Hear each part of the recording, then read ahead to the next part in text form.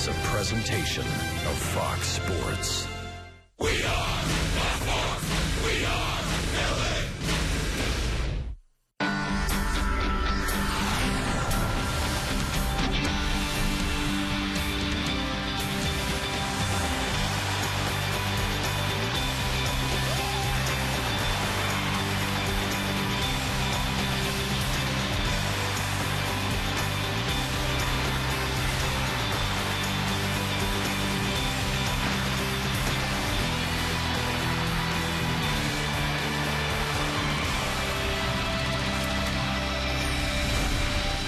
Angels Spring Training Baseball is on the air this afternoon from Tempe Diablo Stadium. The Angels get ready to take on the Cincinnati Reds. Hi, everybody. This is Terry Smith along with Mark Gudasaw. Angels manager Mike Scioscia joins us as well today as we get ready for this matchup. And Gooby, we saw the lineup today. We were a little bit surprised. Yeah, Mike's got to be excited too. What do you think and what are you looking for? Albert Pujols in the lineup today for you guys. What do you look for him as far as his swing and his approach against live pitching? Well, I think you're looking for Gooby. First of all, he feels strong enough with the knee to go out there and swing in the batter's box and maybe take a little easy running. But as we're projecting putting all these pieces together by the middle of March, towards the end of March, and getting our offensive chemistry, you have to start somewhere. And Albert's ready to go. He was a little bit behind some of the guys. He's ready to go now, and we'll be excited to see him in the batter's box. Mike, are you expecting any doubles or triples today from Albert?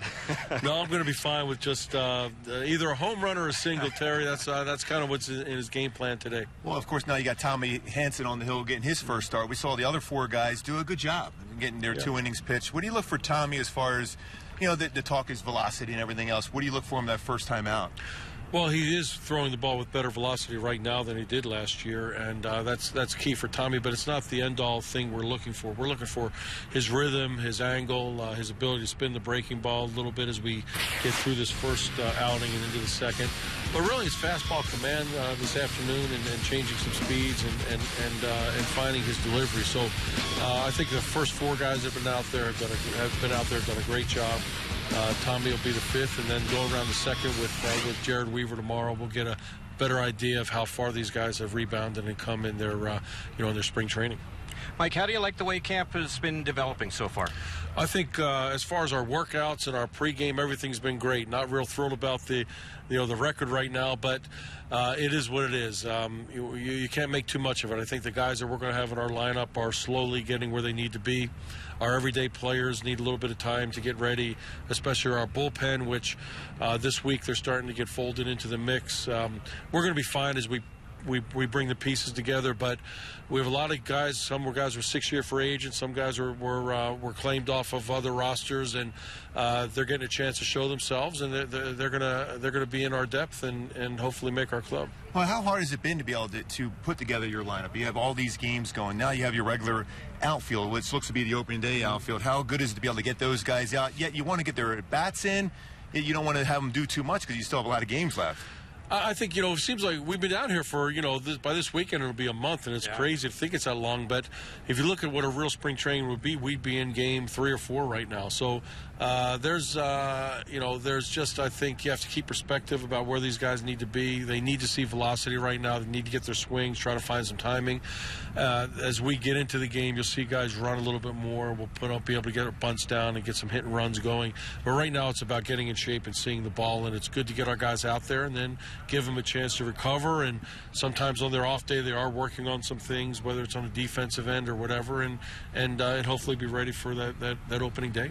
Mike, as we wrap it up, I saw Scott Downs is on the board today, and you have Friere and Jepson on the board as well. Yeah, I think we're getting our guys that are going to be pitching for us into the mix. Take some wraps off. It's good to see Scotty out there. He's such a big part of our pen. And again, as with any guy on their first outing, they're just trying to really get the fastball into a good zone and get their work in. And Ernie's got to be his second start and our second appearance, and Kevin's been out there a couple times. So they're important parts of our pen, and we can't wait to see Madsen and Burnett join the group, and we'll start to get a little depth. Mike, really enjoyed the visit, and we'll see how things go today against the Reds. All right, guys. Thanks. Thanks, Mike. That's Angels manager Mike Scioscia. We'll have the start of today's game, the lineups. It's the Angels and the Reds. It's next on Fox Sports West.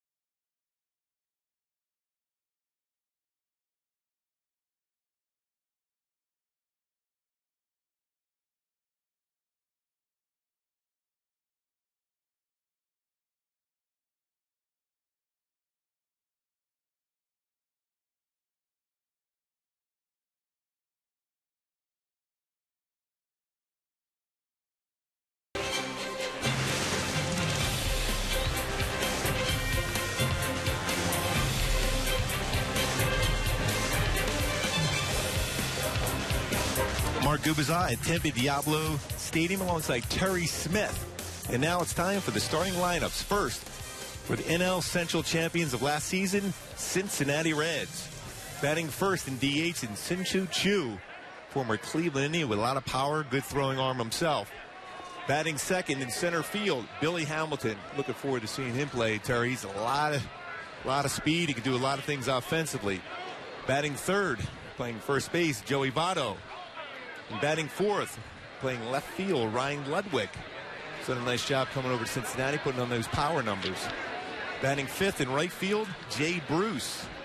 And batting sixth, the youngster from Jersey, playing third base, Todd Frazier. And batting seventh, the shortstop, Zach Cozart.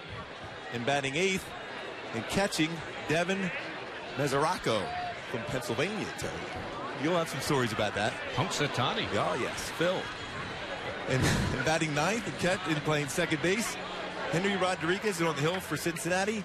Just talked about him, Mike Leake. And for Mike Socha's Angels, batting first and playing left field, Mike Trout. Batting second and playing second base, Howie Kendrick. Batting third, making his debut in spring training in DH, and Albert Pujols. Batting fourth and playing right field, Josh Hamilton. Batting fifth and playing first base, Mark Trumbo. Batting sixth and catching, Chris Iannetta. And batting seventh, speedy center fielder Peter Borges. Batting eighth, Andrew Romine, playing shortstop. And batting ninth and playing third base, Brendan Harris. And on the hill, made his debut with the Angels, Tommy Hanson, who had a 13-game winner last season. Good fastball, got 86 to 91 range, slider, curve, and changeup. Now back to Terry Smith, who will be calling the game. All right, thanks, Mark Gubazai. The umpires have made their way to home plate, and calling balls and strikes today will be Kerwin Danley. On the bases, Dana DeMuth, Jordan Baker, and Stephen Barga. So we are just a few minutes away from today's action here in Tempe. And this copyrighted broadcast is presented by authority of Angels Baseball. May not be reproduced or retransmitted in any form. The accounts and descriptions of this game may not be disseminated without the express written consent of Angels Baseball. Tommy Hanson, the right-hander on the hill for the Angels, as he is getting loose with Chris Iannetta. Hanson, last year, a career-high 13-game winner.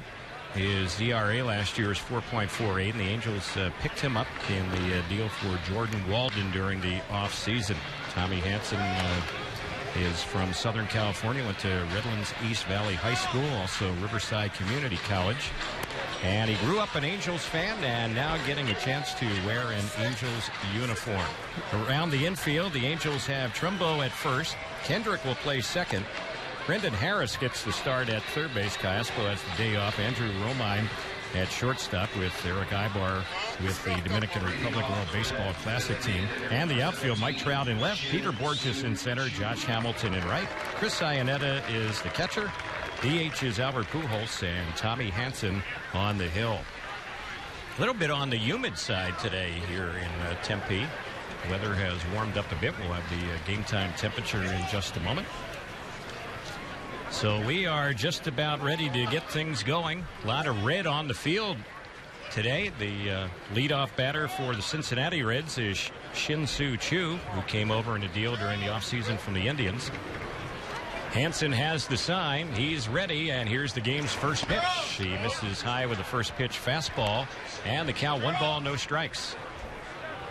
73 degrees as we get the action going here today. And the next pitch, that's lifted in the air into center field. Borges is there waiting under. They'll put it away in straightaway medium center. And that's the game's first out. Well, it's a lot of fun to be able to see that outfield play. First time we're going to see all three of these guys playing their positions we're going to see opening day in Cincinnati. A lot of speed. Peter Borges in center, Mike Trout in the left, and Josh Hamilton in right. All three have been center fielders throughout their careers, and all three can go after a baseball and get it. So if it's anywhere near staying in the ballpark, it's going to be caught. So the batter is Billy Hamilton, and he is a switch hitter. He bats from the left side, and he is a player who is gifted with great speed. He stole 155 bases last year in the minors. And the pitch, he lifts that one foul on the left side, backing out of play. The Reds are obviously excited about the former second-round pick, a guy they project to be an outfielder for them in the near future. They also think he could be a dynamic leadoff man. And no surprise, Brendan Harris is playing way in at third base, and the next pitch, that one is high. 2-1 to count. Well, when you have that kind of speed, yeah, eventually you're going to be a leadoff hitter. You create so many opportunities on the offensive side when you have somebody with that type of speed. And the next delivery hits it on the first base side. It's fielded by Trumbo. He's going to have to flip to Hansen, and he just beat the speedy Hamilton to the bag. Close play, and that is out number 2. Good job by Mark Trumbo on that hot smash up the first base side. Showing some pretty good range, able to knock it down, and what we've seen throughout spring training, working on these drills, getting over the first base bag.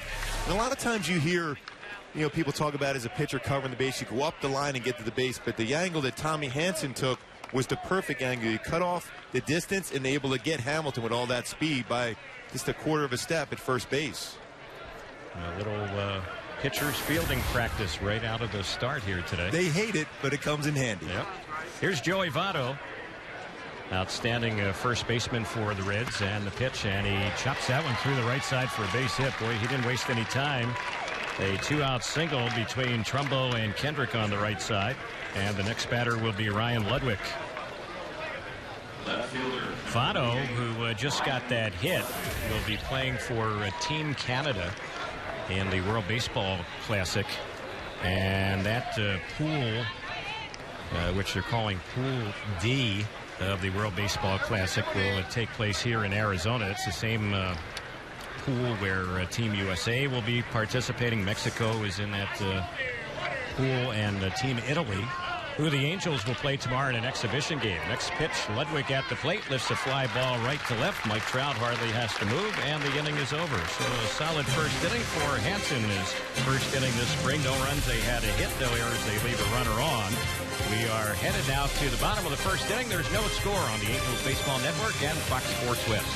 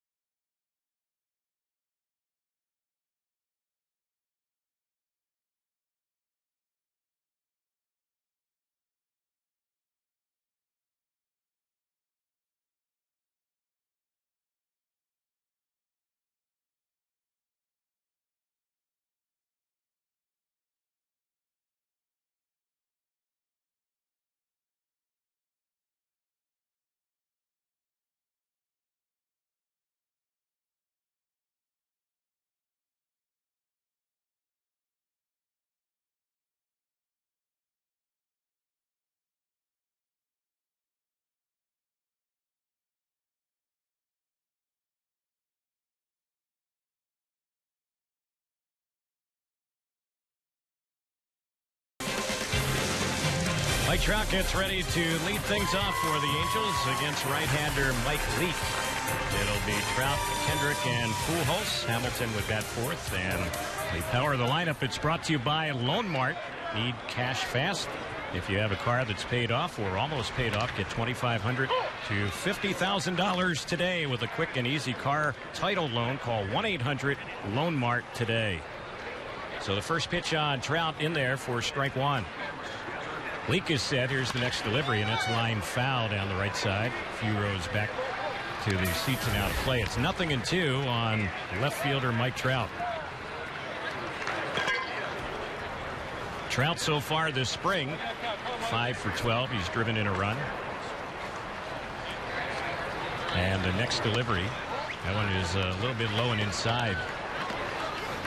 Last year, the Cincinnati Reds had tremendous success from their starting rotation, and their bullpen wasn't bad either, as Trout swings and misses that when he chased the pitch that was low and in, and that's the first out. So Mike is set down. Howie Kendrick hitting out of the 2-hole will be the next batter. And last season, the Reds had 5 starters all reach 30 starts. And it was only the 7th time that had ever happened in Major League history, where you have a 5-man rotation and they all made 30 or more starts in the same season. The Reds used only 1 other starting pitcher all of last year. And that's why you saw that win total go up like that. That would allow Dusty Baker to have his bullpen set up. Those guys knew exactly what their role was going to be, what inning they were going to come in, and that's why they were so effective. 1 ball, 1 strike, the count on Kendrick. Here's Leake's next pitch. He's a fast worker, and there's a ground ball on the third base side, diving to try to stop it is Frazier. He slows it down, and no chance to get Howie Kendrick, who will get an infield hit. So Howie keeps up his hot hitting. He's hitting over 500 so far this spring. And now getting ready to bat is Albert Pujols. This will be his first at bat this spring. And boy, a lot of people were surprised today when Pujols' name was on that lineup card for the Angels. We thought that he was still maybe a good week away, maybe even more, from playing in his first game. And there's a pitch that he takes that's in there for a called strike. Pujols had minor right knee surgery, an arthroscopic procedure performed in early October, so that's why he's been held back from game action until today. Toss over to first. Kendrick dives back to the bag safely. It's a pretty good challenge, too, for Albert. He's going to see a lot of fastballs. A good sinking fastball from Leake. Saw him run that fastball down under the hands of Mike Trout to strike him out. He got a ground ball to Howie, so the ball's going to be down in the strike zone against Albert. Leake is ready in the pitch, and that one is fouled out by Pujols. And the count 0-2. Albert saying that he was ready and wanted to face some live pitching. And again, he's not running at full speed by any stretch, so it'll be interesting to see how fast he gets down the line. Really no chance of him getting any doubles or triples today. And the next pitch, and he breaks his bat, and he bounces one softly on the third base side. It's fielded there by Frazier, and he beats Pujols, who is just jogging slowly up the first base side. Easy out, and moving up to second base with 2 gone is Howie Kendrick. That's exactly what Mike Scioscia wanted Albert to do if he hit a ball on the ground at an infielder, is take your time going down the line. You know, even talking to Jim Everett before the game, he said a great game for Albert Pujols would have been 3 line drive outs. At least you feel good about swinging the bat, your timing, and you eliminate how much running you were supposed to do. Right. So here's Josh Hamilton set to bat. Hamilton's 3 for 7 so far this spring with a homer, couple RBIs. They have a bit of a shift on with Josh batting. Kendrick leading off of second base, and here's the pitch. Hamilton takes that one low and in.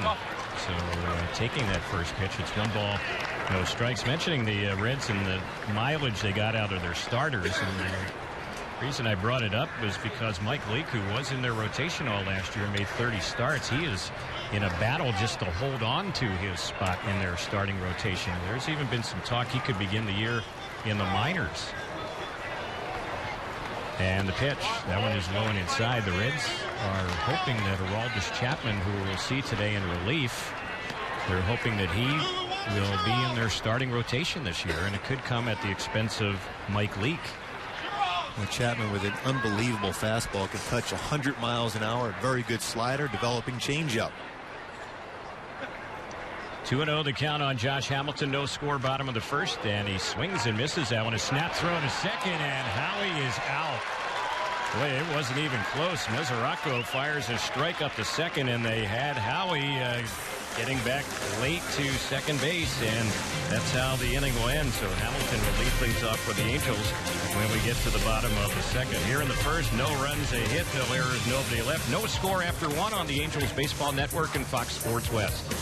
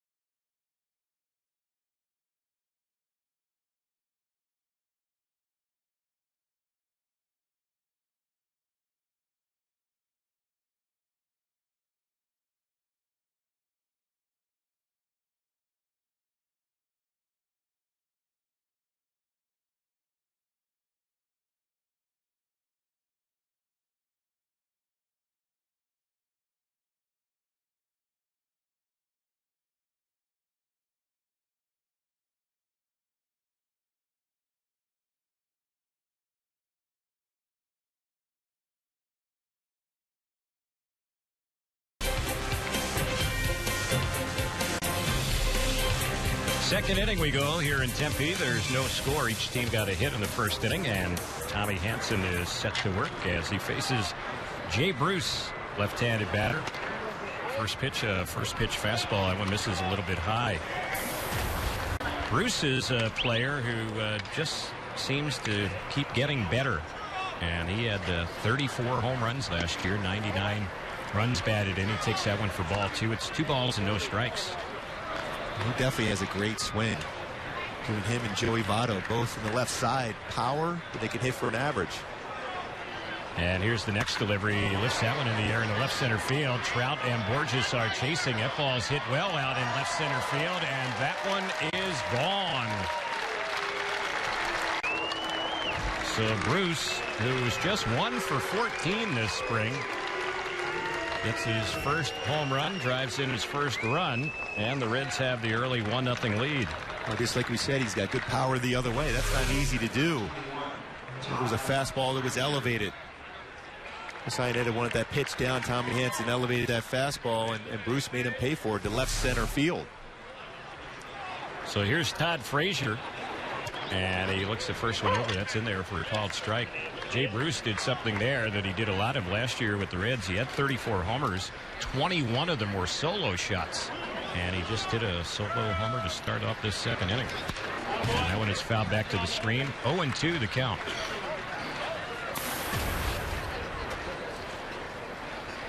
Frazier hit .273 last year for the Reds. And here's the next delivery. He lifts one foul on the left side. That one's going to get back and out of play. Todd Frazier really shined for the Reds last season. And he was a rookie last year, and he took over for Scott Rowland, who had all sorts of injury problems last year for the Reds. The count's 0-2, and the pitch lifted into center field. Going back on that one is Borges, has a beat on it, and he will run it down as his momentum takes him out onto the warning track in straightaway center field. That ball hit a good 400 feet to center, a long out. Zach Cozart will be the next batter. Yeah, we're getting to see that speed of the outfield for the Angels, run down some long fly balls. Again, Tommy Hansen getting that fastball up, but Borges able to bring back that mistake. Back of plenty of time just in front of that warning track. But again, you want to see Tommy get that ball down in the strike zone. He's more of a fly ball. He's not necessarily a ground ball pitcher, but need to get some pitches down. There's a pitch that is taken by Cozart for a strike, right-handed batter. Cozart, 15 home runs last year as a big league shortstop. Pretty good numbers there as he fouls that one back behind the plate. 0-2 is the count.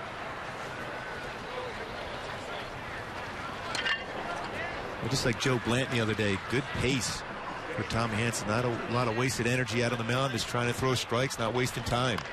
And the 0-2, it's smacked foul over on the left side. So the count holding at 0-2 strikes. Cozart was a rookie last year, and the Reds like what they saw from him. He will strike out, though. He struck out 113 times last year. The 2-strike delivery. This one is lined just out of the reach of Romine. It drops into left center field. Cutting the ball off is Borges. Cozart will go for second, and he will easily beat the throw from Peter to second base. So it's a 1-out double. Hit the ball hard against Hansen here in the top of the second inning. Yeah, they wanted the fastball inside, got a little bit of the plate. Cozart hits that ball in the alley. Peter Borges is able to cut it off, but the speed of Cozart, he's going to cruise in for a double.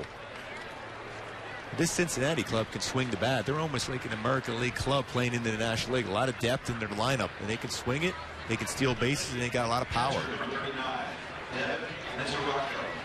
So the batter now is Mesoraco. He spent time with the Reds last season and also played in AAA. Backup catcher, and the pitch. That one is in there for a called strike. Mesoraco is a former first-round pick back in 2007. He was sent back down to the minors last year, back in August.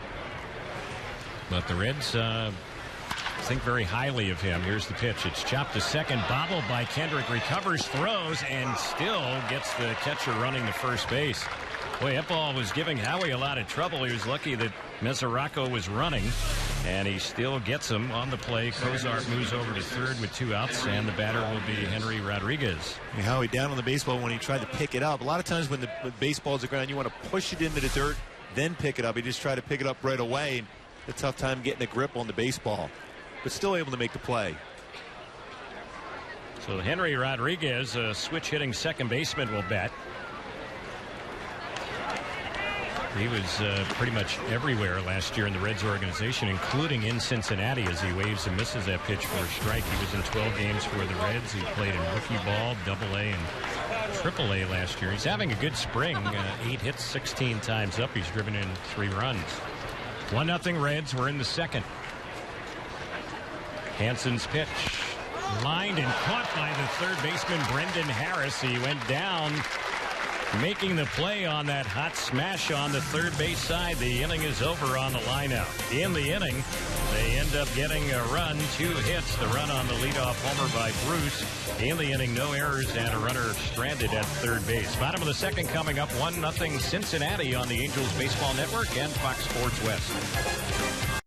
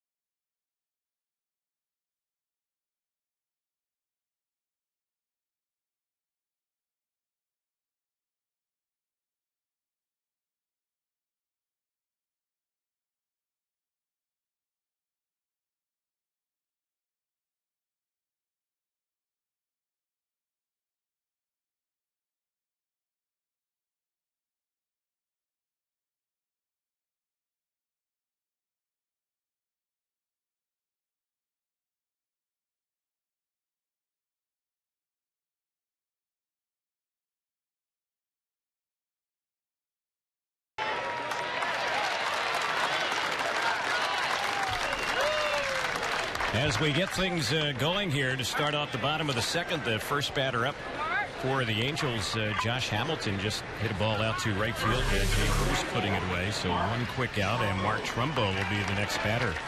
Hamilton will go after that first pitch a lot, and he did so in that at bat. You might recall he was batting when last inning ended, the bottom of the first, when Howie Kendrick was picked off second base. So the batter now is Mark Trumbo. Hamilton set him up. He took that first pitch last time before the pickoff at second. This time he wasn't going to wait around. Yep. So here's Trumbo, right-hander against right-hander. Josh on with that base hit, should say, over there at first base. That ball dropping in. And the count's 1 ball, no strikes.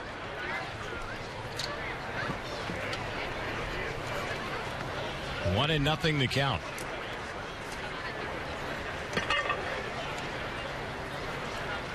Leak working from the stretch.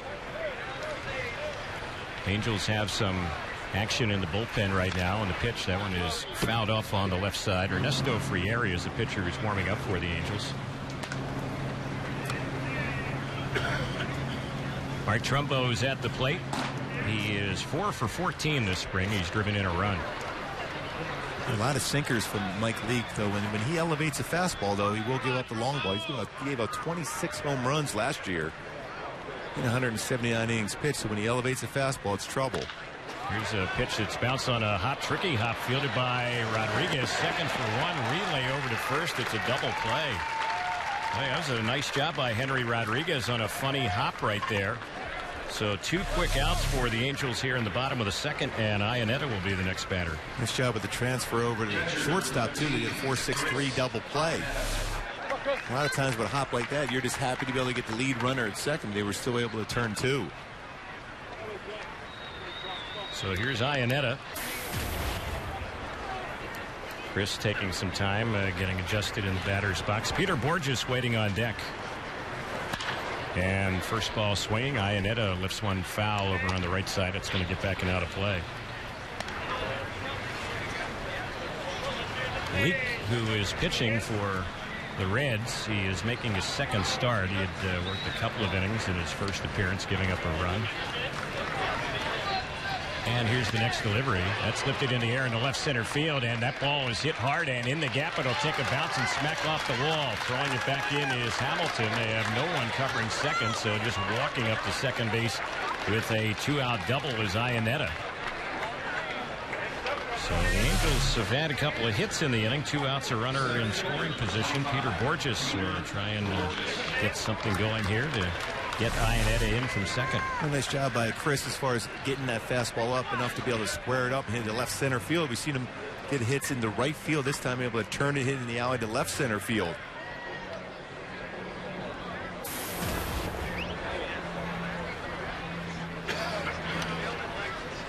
Right-hander against right-hander.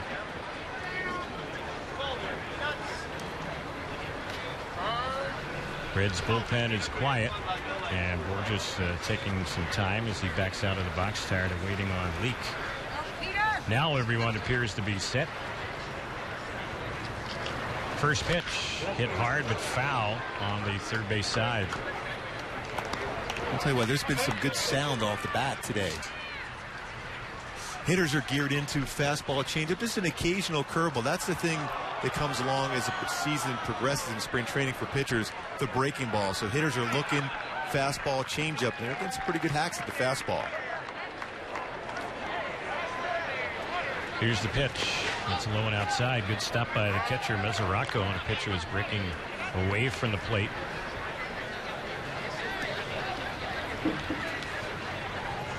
Little or no breeze to speak of. And a warm day today here in Tempe. A little bit more humid today. The pitch. It's a fastball that missed inside. We're just taking that pitch. Had a good eye on that one.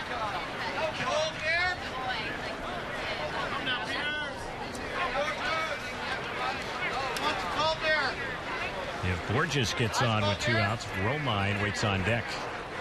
Leak is ready. Here's the next pitch on Peter, and he tried to get away from that one, but it came in and hit off his bat, fouled it off. That one right over by Mark Langston, who is a guest pitching instructor this week here in camp. Of course, Mark will be on our regular season broadcasts on the Angels Baseball Network.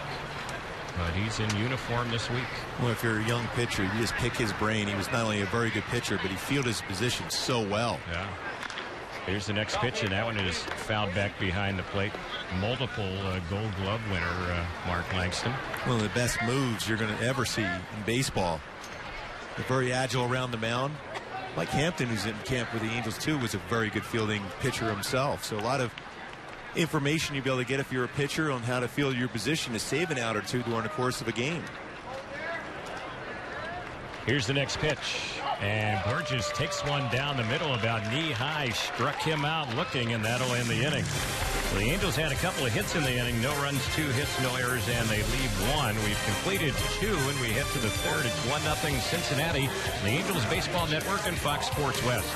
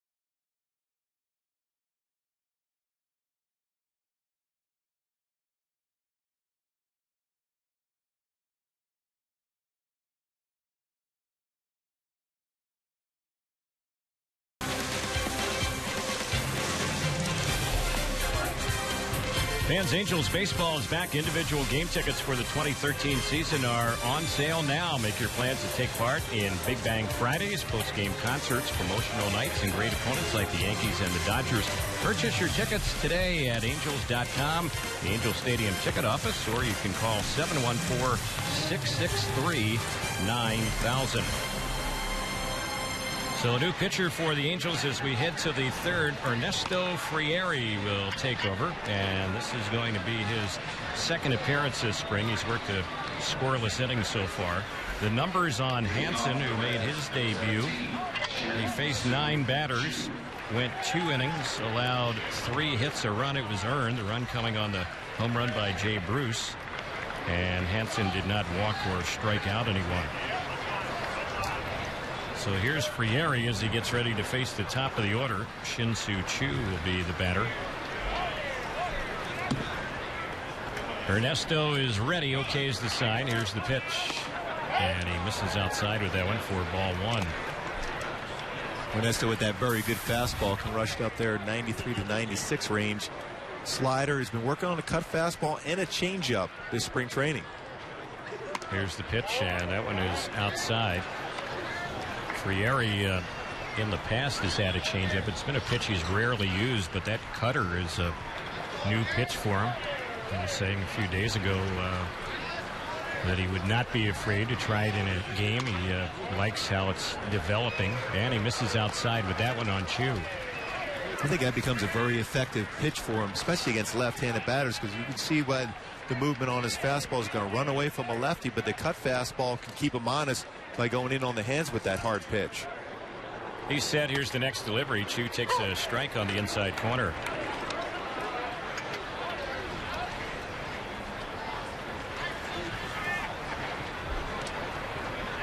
The Reds acquired Choo from the Cleveland Indians, and they have him ticketed to be their leadoff man this year and also be their center fielder, although he is DHing today. And he drives the ball to left field. Mike Trout is back near the wall, and Trout makes the grab on that one as he banged up against the wall for the out. Mike got twisted around a little bit and ended up hitting that wall out there in left field, but held on to the baseball, and that's out number 1. Shin-Soo Choo has a lot of power the other way himself. Hit the ball well, and the ball is carrying to left center field. Back at the wall, Mike Trout makes the play. We talked about that speed in the outfield. Well, it certainly has come into play already in this game with some good plays by the outfielders for the Angels.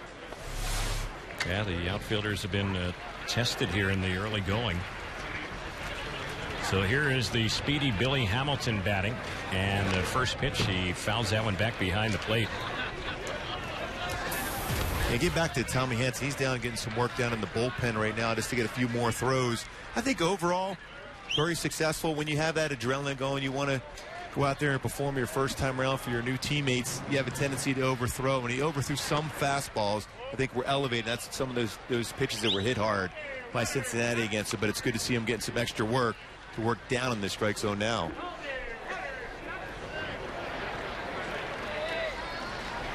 And then Harris, the third baseman, is in with the speedy Hamilton batting. Here's the next pitch, and he tried to bunt that one and fouls it back behind the plate. Hamilton's had only 2 hits in 16 times up. He has stolen 3 bases this spring for the Reds. I'm talking his first time up. He is a prolific base stealer, maybe the best in all of professional baseball. And he swings and misses that one, and he is down on strikes. So Frieri gets his second batter in the inning, and with 2 gone, Joey Votto will be stepping up. Well, what a good fastball. We talk about the deception that Ernesto Frieri has. He hides the baseball so well. Complete contrast between Tommy Hansen and Ernesto. Ernesto hides the ball so well. Tommy Hansen more over the top with his fastball. So the deception and the velocity there for Frieri. And the first pitch here on Votto, it misses ball 1. Votto, former NL MVP. That was back in 2010. Also won a Gold Glove in the past. And the next delivery, he checks his swing on that one. And he missed a lot of time last season due to left knee surgery. He actually had that knee operated on twice last year, and that forced him to miss 51 games. Here's the next delivery, and he takes that one inside. He's a guy who really gets on base. 474 on base percentage last year. I think Ernesto wanted that fastball. That was a pretty good spot. The pitch before looked like a changeup. A very good one, just barely off the outside corner. Next one on Votto. Fouls that one back behind the plate and out of play.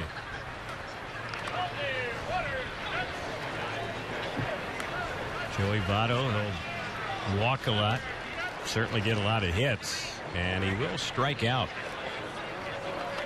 But he's a guy even with a strikeout in his game. He's a career .316 hitter. He's one of the best hitters in baseball.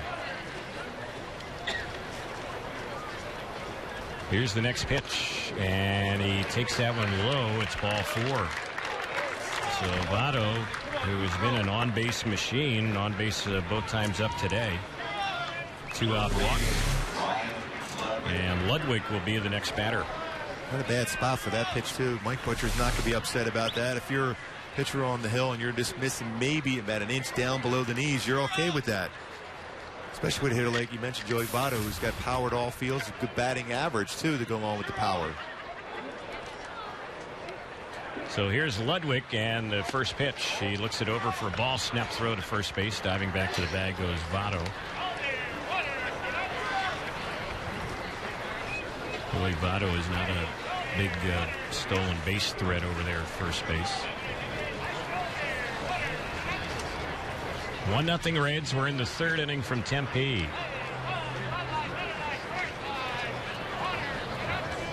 Rieri is ready, and a toss again over to first base, and diving back to the bag goes the base runner Joey Votto.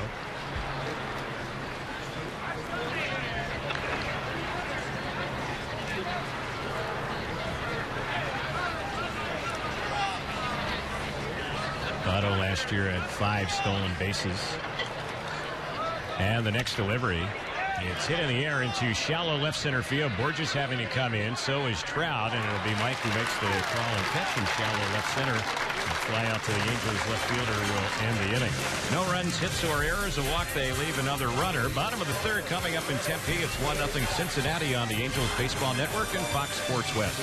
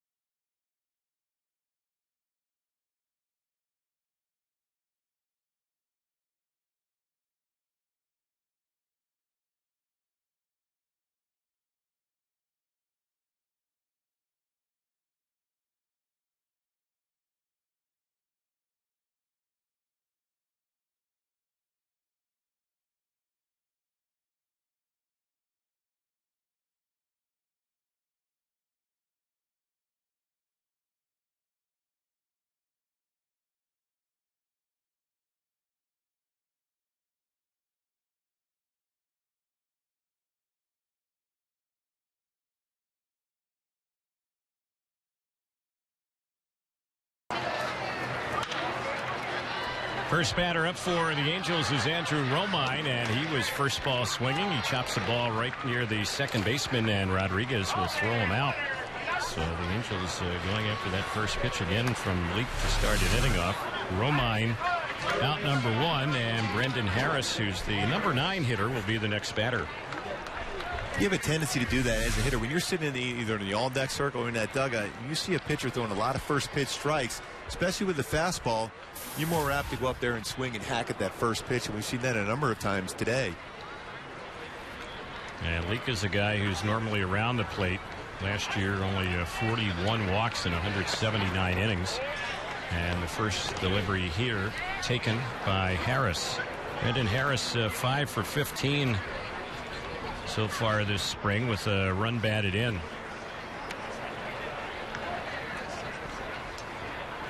Here's the next delivery. He takes that one low. Reds are starting to get some action in their bullpen, and it looks like the left-hander Aroldis Chapman is up. Here's the pitch. Smack over the mound out near second. Cozart has it. His throw will get Harris, and 2 quick outs here in the Angels' bottom of the 3rd inning. Fans groups of 20 or more can now experience Angels games in a whole new way. The new Trout Farm is the official cheering section for outfielder Mike Trout. Groups sitting in this section will receive an exclusive Trout Farm shirt with their purchase. And for more information and to purchase tickets, call 888-796-HALO. You wearing one of those shirts at all? I'm waiting to get the fish sticks. Yeah. That they'll be using in the that'll be fun. Trout Farm. Yes, indeed. Here's the pitch, and that one is up and in for a ball. Mike Trout at the plate. He struck out his first time up against Leake. Here's the next pitch, and Trout takes that one for a strike. Well, remember last year for Mike Trout when he struck out his first at bat, or even made it out his first at bat, how that batting average jumped so high, over 400 for most of the season. That second time around when he had an idea of what the pitcher was trying to get him out with.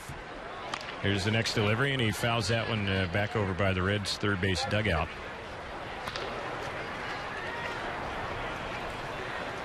What a memorable rookie season it was a year ago for Mike Trout. We'll see if 2013 ends up being even better. Here's the pitch. He lines that one into left field for a base hit. He went down and reached at that pitch and pulled it into left field for a 2-out single. Well, on cue, just like we said, how he makes that adjustment his second time around against a pitcher. That's a tough pitch, especially a breaking ball this time of the year. Hitters generally are not going to be able to make good contact. He got down and got that slider. He's able to fight it into left field. Interesting to see right now with his speed at first base. Will Mike Scioscia send him right away? We'll see if he's on the move. The Angels have action in the bullpen. Scott Downs, who has yet to see any action so far here in the Cactus League, is warming up. And very well could be coming in when we get to the 4th inning. We're in the 3rd now. It's 1-0 Cincinnati. Albert Pujols waiting on deck. There goes Trout. He's on the move. The pitch is strike. The throw to second. He better hurry, and he is thrown out. Boy, Mesoraco, the catcher, is showing a strong arm today. He's picked off a runner at second and now guns down Mike Trout trying to steal second base. Well, that's a quick transfer. Perfect throw. The only throw you can get Mike Trout out is that perfect throw at the base. Rodriguez able to apply the tag before the hand was put in there. Great throw. No runs, 1 hit, no errors, and nobody left. 3 complete. 4th is next. 1-0 Cincinnati on the Angels Baseball Network and Fox Sports West.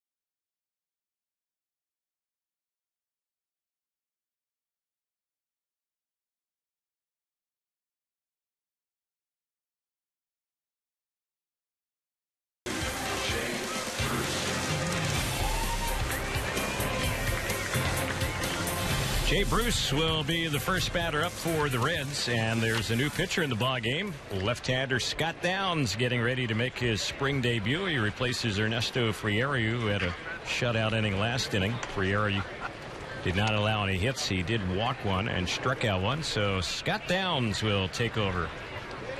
He'll face Bruce, lefty-lefty matchup, then Frazier and Cozart. Downs is set, and the first pitch, that's right in there for a called strike. He's so effective for Mike Scioscia out of the bullpen. He's very effective against lefties and righties because he can pitch inside the lefties, not overpowering, but spots the fastball well. Very good sweeping breaking ball. Here's the next delivery, and that one misses for a ball. As we look out to the scoreboard out in right center field, it's being worked on right now. You don't see that happen very often. Guess some light bulbs or electrical problem with that scoreboard. And they haven't been able to get the balls and strikes and outs for us. Been a little tough keeping track of the counts here. Kerwin Danley has not been indicating with that part of the scoreboard not operating right now. But they're feverishly trying to get it back in action. The pitch, and that is a high drive that's blasted out to right field, and that one is long gone. So Jay Bruce putting on a show here. He has hit a home run to left center. That one he pulled down the right side. Scott Downs did not even turn around and look at that one. He knew it, and it's 2-0 Cincinnati. Well, what a swing. One home run to left center field, this one to right field. And a fastball not located well. Chris Iannetta reaching back on that fastball, wanted it away, inner half of the plate, and Bruce hits it out, a second home run of the game. Here's the pitch, and that one is in there for a called strike on Todd Frazier.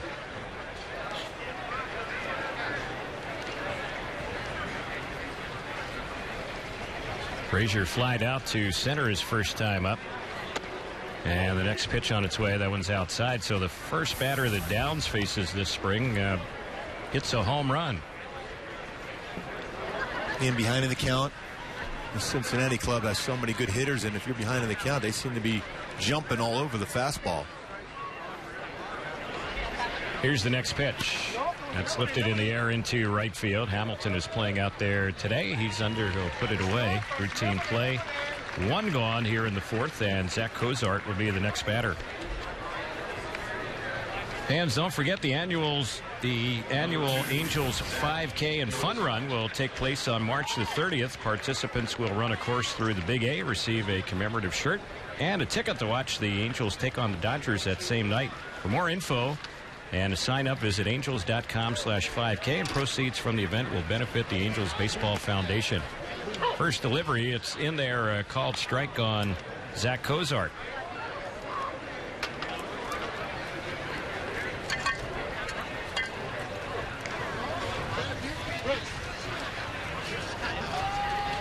Downs is set, working exclusively from the stretch, and there's a bouncer back to the mound. It hits off the glove of Downs, but he picks the ball up, fires the first base over to Trumbo, and he gets Cozart.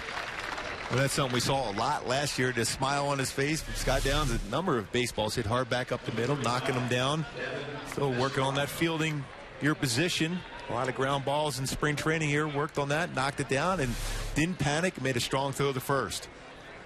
So the batter now is Mesoraco. He's having a good day calling the game behind the plate and throwing out runners at second base. He swings and misses that one for strike one. Let's pause for station identification on the Angels Baseball Network and Fox Sports West.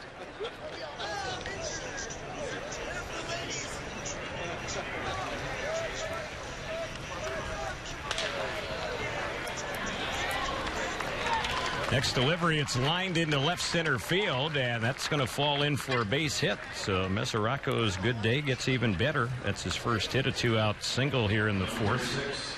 And Henry Rodriguez will be the next batter. Well, if you're Dusty Baker, you got to be real happy to have your backup catcher with that type of throwing arm he has, and then mixing in some offensive help too. Great throw, pickoff at second against Howie, then throws out Mike Trout. rather easily with that quick release he has from behind the plate. So here's Rodriguez, switch hitter now batting right, takes that pitch low and outside. The Reds' regular catcher is Ryan Hannigan, who last year hit .274. And Hannigan is one of the best in the game as far as throwing out base stealers. Mesoraco certainly taking a page out of his book today, the backup catcher. It's a pitch on the outside corner for a called strike. Hannigan last year threw out 48% of would-be base stealers, the Reds' regular catcher. And that's an unbelievable percentage. Yeah. He and Yadier Molina, two of the best in baseball behind plate, throwing out runners. Here's the next pitch. Chopped on the right side, right at Howie. Should be the inning. His throw is in time, and that'll do it. They do get a run. They had 2 hits. The run on the Bruce leadoff homer. In the inning, no errors, and a runner left on. Bottom of the 4th coming up in Tempe. It's 2-0 Reds on the Angels Baseball Network and Fox Sports West.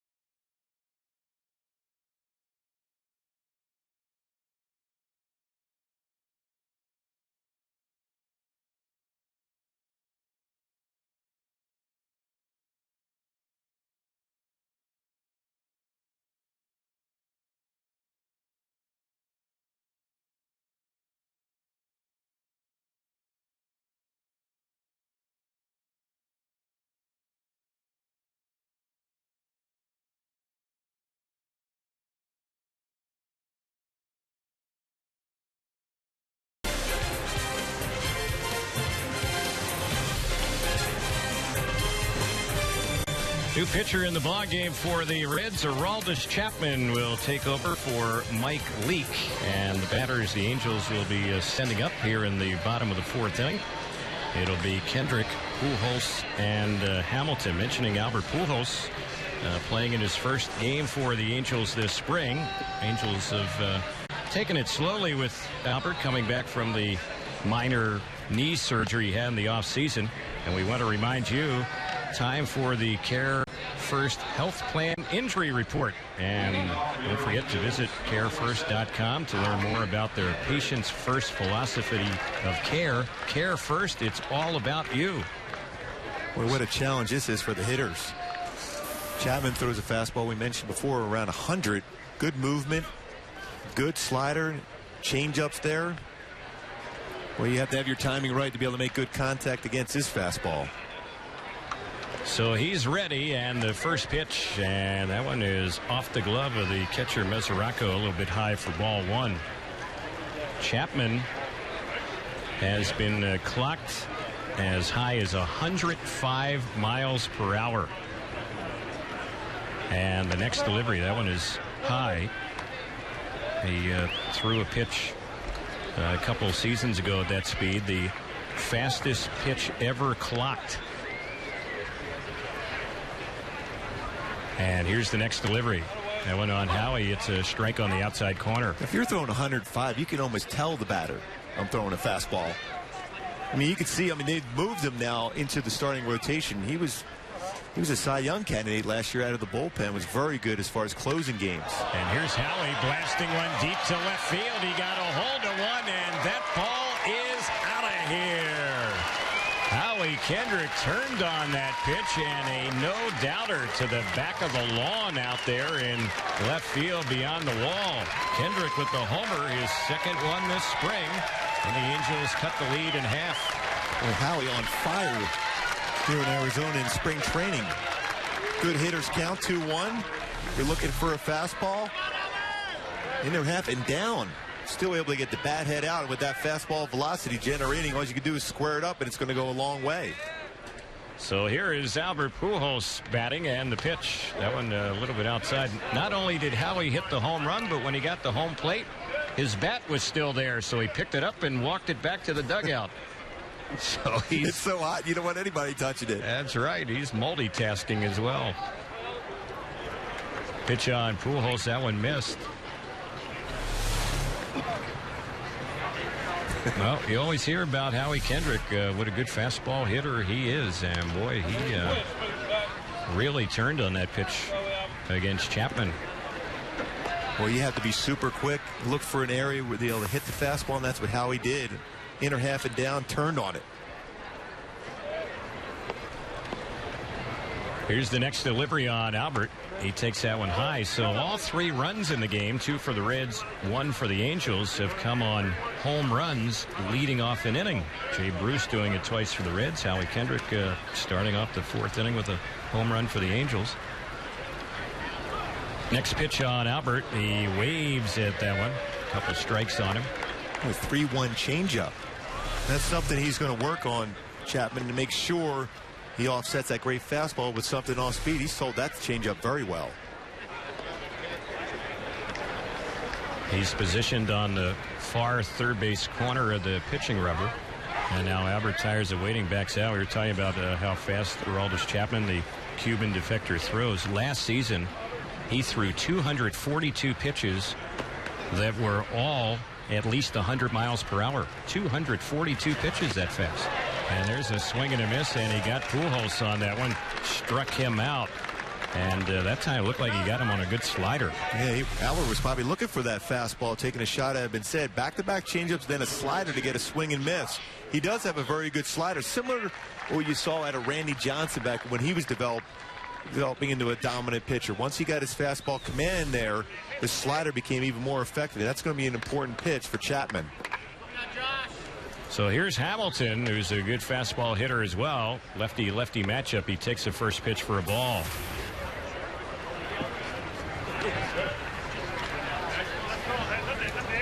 And here's the next delivery. That one is lifted in the air into left field. Circling under is Ludwig. He's there. He'll put it away. And that'll be the second out. We were talking a few minutes ago about our Care First Health Plan injury report. And on the injury report, the Angels have had, of course, a couple of their pitchers sidelined so far this spring. One of them, though, Sean Burnett, is getting closer as far as seeing some game action for the Angels. He's been sidelined so far this spring with some lower back issues.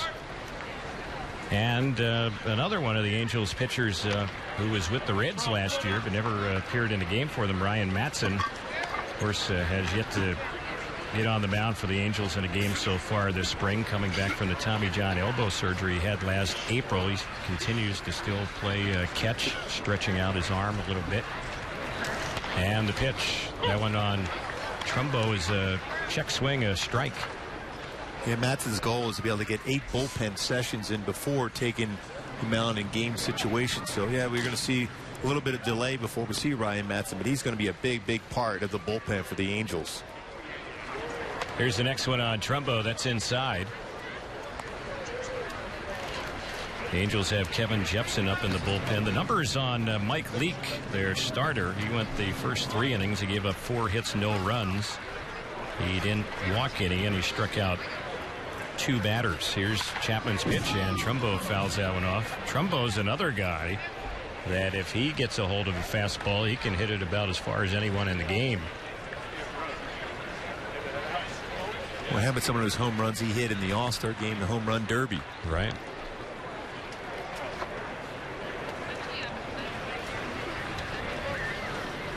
Chapman is ready, and the next pitch. It's a fastball that's way high and outside. Last year, working strictly as a reliever for the Reds in 68 games, pitching 71 2/3 innings, Chapman struck out 122 batters. He averaged 15 strikeouts every 9 innings of work. Here's his pitch. Lined into left field. That's a base hit. Trumbo hit that one hard, a low liner that bounces out to Ludwig, the left fielder.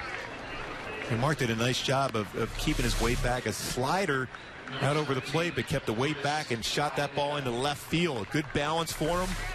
Talking to Jim Epper before the game about Mark Trumbo. Yeah, you're always going to see the home runs, but his line drive to left field there, and of course we saw a number of them so far this spring to right field, is telling you that batting average will increase along with the power. So the batter now is Iannetta. He doubled his first time up, and he pokes that one into left field. It'll fall in for a base hit. Trumbo will have to stop at second. The Angels are picking up some hits here against Chapman. Back-to-back 2-out singles. And Peter Borges will be the next batter. And no matter how hard you throw on the mound, if you don't locate your pitches, hitters will attack the baseball and make good contact against you. Borges today called out on strikes. That was against the starter Leak.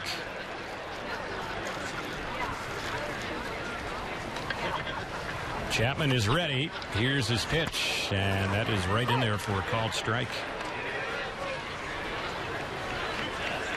Aroldis Chapman was an all-star last year, first-time all-star.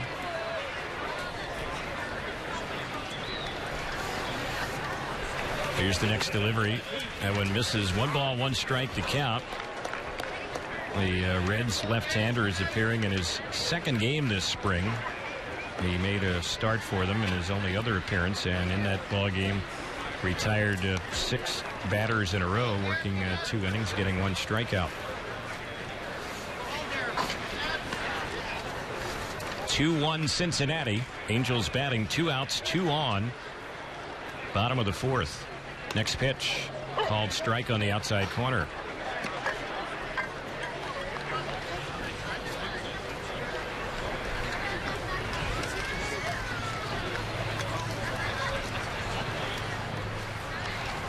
Chapman's next delivery, Borges late with a swing, and he's got a couple of strikes on him as he fouls that one back to the screen right over by Andrew Romine, who's waiting on deck. Hope you're enjoying the action today wherever you're listening to Angels baseball, or if you're joining us on Fox Sports West, glad to have you aboard.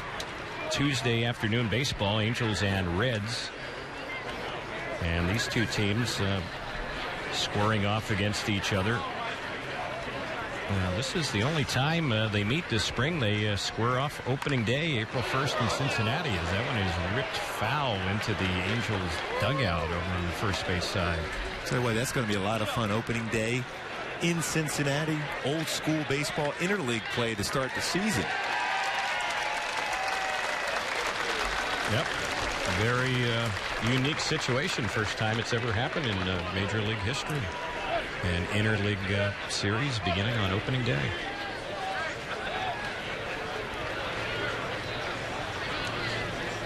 Again, Chapman's pitch low. Borges hanging in with 2 strikes. Pretty good at bat for Peter Borges right now, fighting off some tough pitches, laying off the pitch in the dirt. Borges has walked 3 times this spring, which is a good sign. More patient at the plate.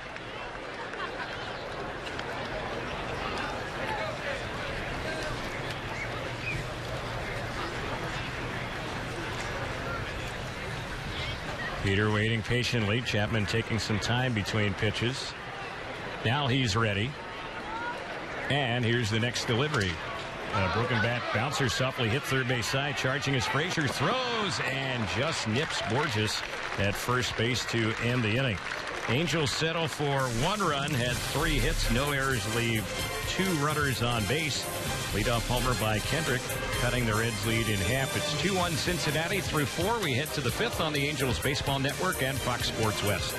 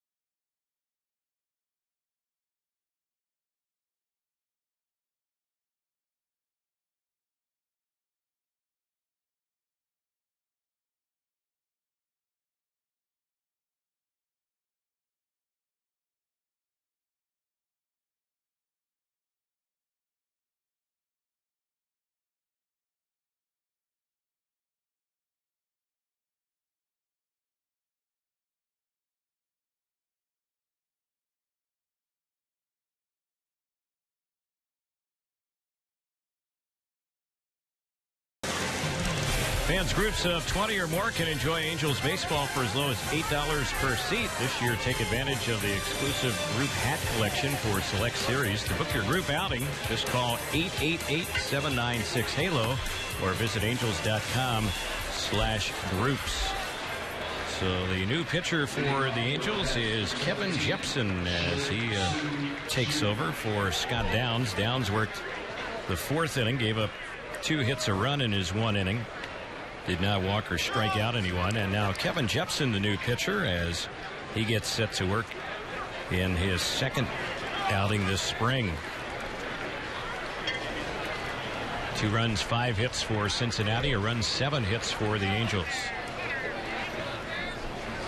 The first pitch, and that's a called strike on the inside corner.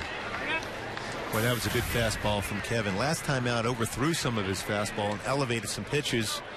Was okay, but then you see the adjustment right there with that fastball down. Here's the next delivery, and that one is low and in.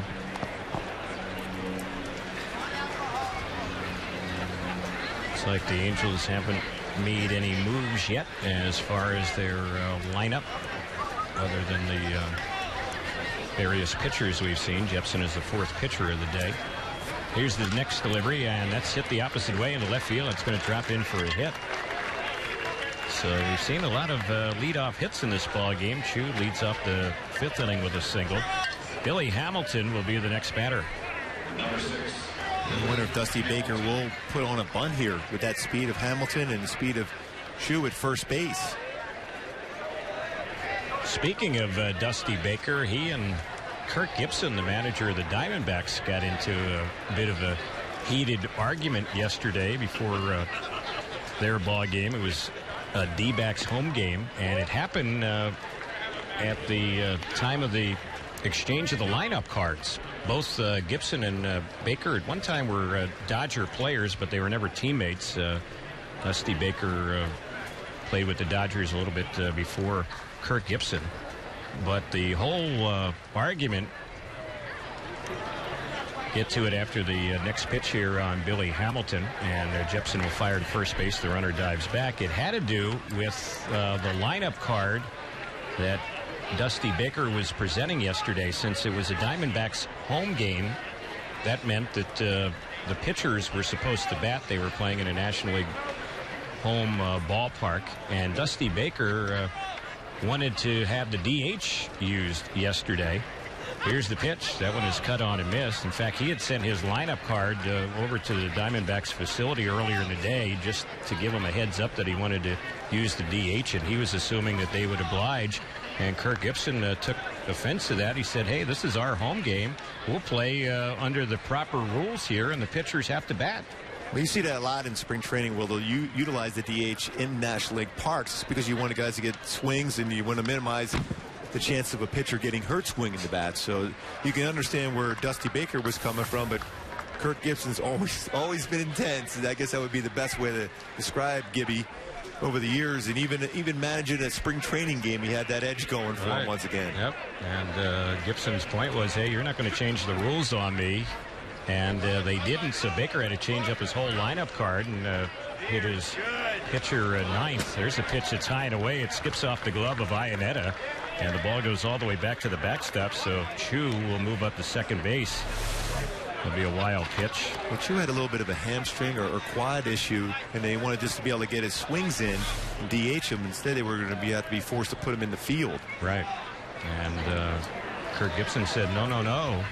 We're having the pitchers bat in this ball game, and there was really nothing Dusty Baker could do other than voice his disapproval, and the two got into a rather heated argument yesterday during the exchange of the lineup cards. Here's a pop-up into shallow left field. The shortstop Romine goes back. On the outfield grass, he'll retire Billy Hamilton.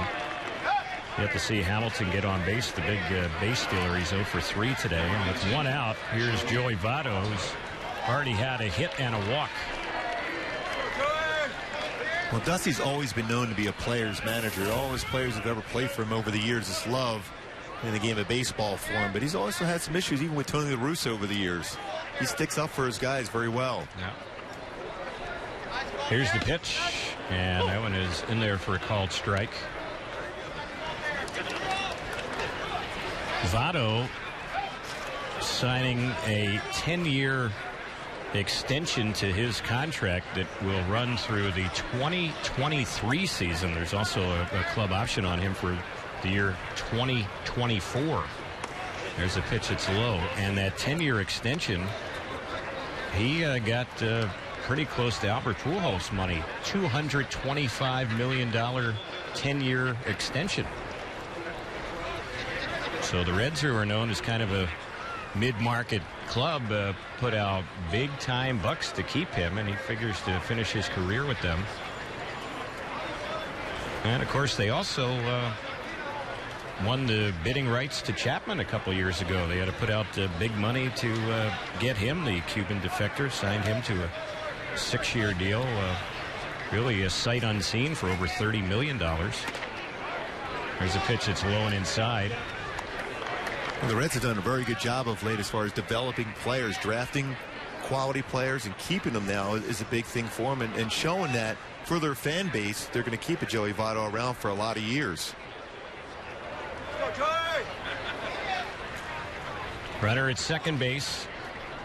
One out, the pitch, that's high.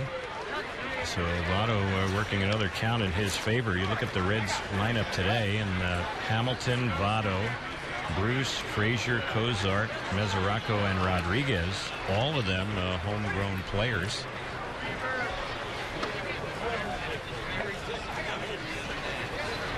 Two pitchers they've used so far in the ball game, homegrown players as well.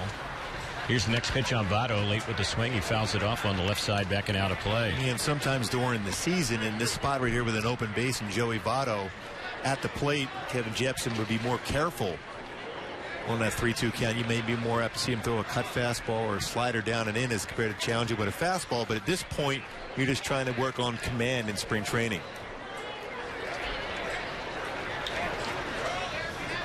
So Jepsen is set.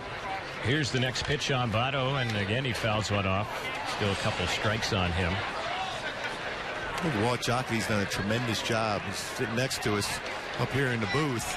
He's done a tremendous job as far as drafting, developing, and keeping this young core of players. This few years ago, Cincinnati was not a real good ball club, but they've drafted very well under the tutelage of Walt Jocketty, and they've become a powerhouse in that NL Central. So Kevin Jepsen ready to deliver. The runner breaks for third, and Jepsen fires there. They now have that runner caught in a rundown, and they'll get him out as applying the tag will be Romine on Shin-Soo Choo. Good job by Jepsen. He caught Choo breaking for third base, and the rundown gets him for the second out. Real good awareness there, especially when you can do that move. When you're a right-handed pitcher, when a man on second, certain accounts you can do that spin move and to see if you can catch the runner going quick. Good balance, didn't panic, good throw right away. That's what you want to do as a pitcher. Get rid of the baseball, get it to an infielder, and go to a backup position. Well done on that rundown. Play that gets the runner Choo, and the rundown between second and third goes pitcher to third baseman to shortstop, applying the tag. Next delivery, and there's a swing and a miss, and Votto is down on strikes, and the inning is over. They had a leadoff hit, did the Reds, but that was it. No runs, one hit, no errors, and nobody left. Bottom of the fifth is coming up in Tempe. It's 2-1 Cincinnati on the Angels Baseball Network and Fox Sports West.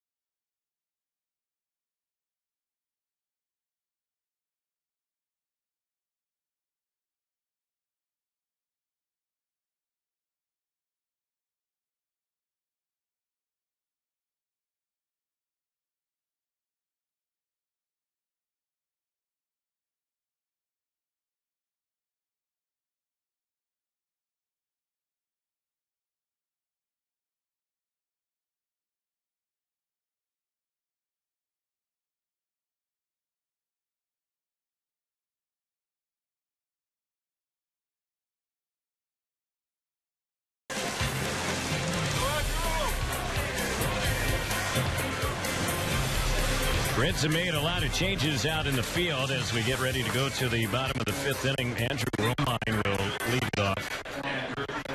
Aroldis Chapman still remains in the ballgame. They do have a new catcher, however, and that is Nevin Ashley. So he is Chapman's battery mate. And the first pitch, that one taken by Romine. Harris and Trout will follow. Here's the next delivery, and it's hit on a big hop to second. Throw over to first base is in time. Romine is retired on the 4-3 ground out. And making that play at second base, the new second baseman, and that's Christopher Negron. Good challenge for Andrew Romine, who's not switch hitting anymore. We saw that last year, strictly hitting from the left side, and then the challenge of facing Chapman. Stayed in there pretty good, even though he didn't hit the ball exceptionally well, but stayed in there, hit a ground ball to second base. New first baseman for the Reds is Jack Hanahan. The new shortstop is Cesar Torres, Meiser's brother, a former Angel, Meiser Torres, and at the plate is Harris.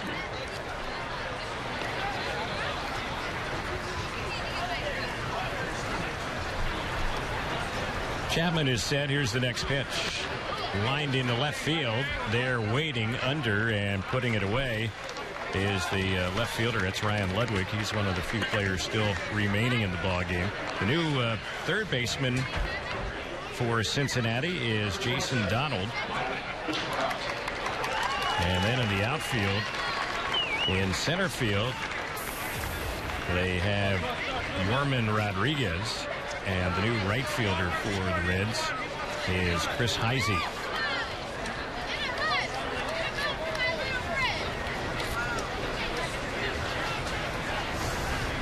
Here's the pitch on Trout. That one is low for a ball.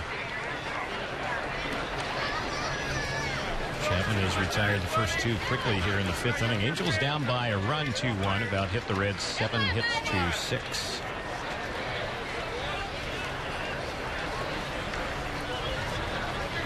Here's the next delivery, and it's a little bit low for a ball.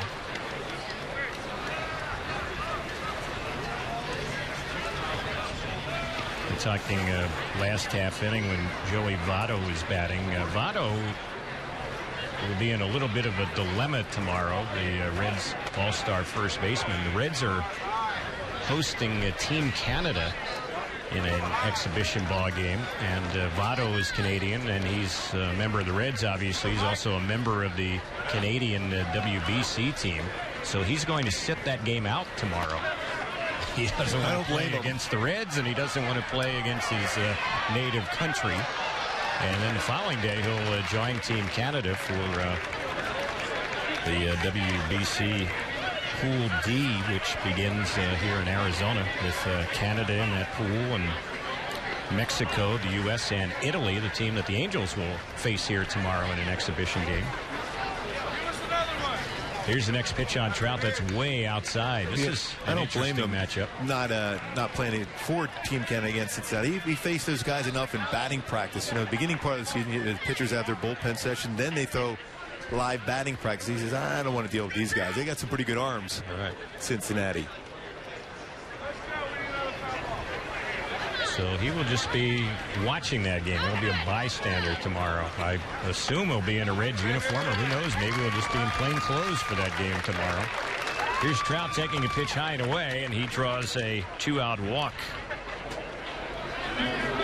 So Howie Kendrick will bat, and Howie was the first batter that Chapman faced last inning, and Howie blasted one out to left field against Aroldis Chapman. I mean, it was a no-doubter. He pulled it into left field, out back part of the lawn seating. Have a pretty good crowd here today, and the pitch. That one is in there for a called strike.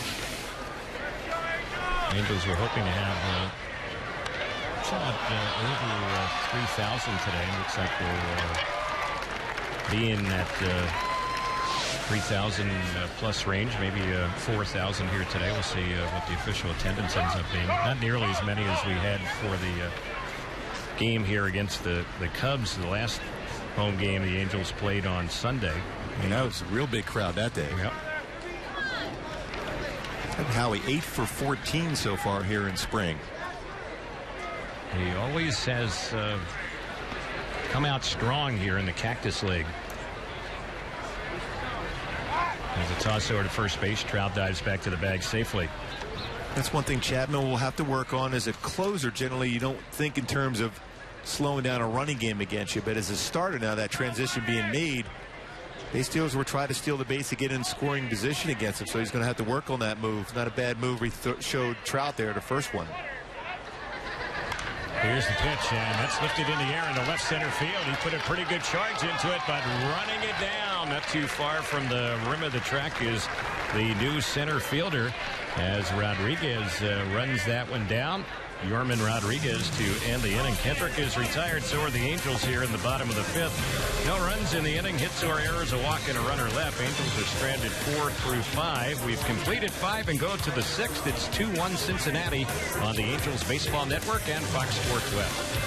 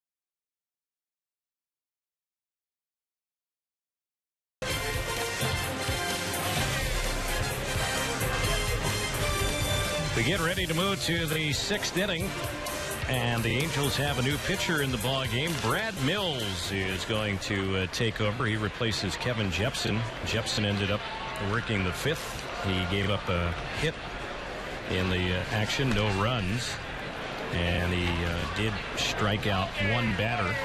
So the new pitcher for the Angels is Brad Mills, who we've seen a few times already this spring. As Mills gets ready to work, this will be his 3rd appearance. 1 as a starter, 2 now in relief. And in 4 innings, he's given up 4 hits and 4 earned runs. And it also looks like we have a new catcher in the ball game for the Angels as well. John Hester has taken over for Chris Iannetta. So new battery for the Angels. Here's the pitch, and the first one to Ludwig. It's cut on and missed for a strike. Brad Mills, a left-hander, not overpowering. Likes to keep the batters off balance. We'll see if he can do that here in the 6th inning facing the Reds.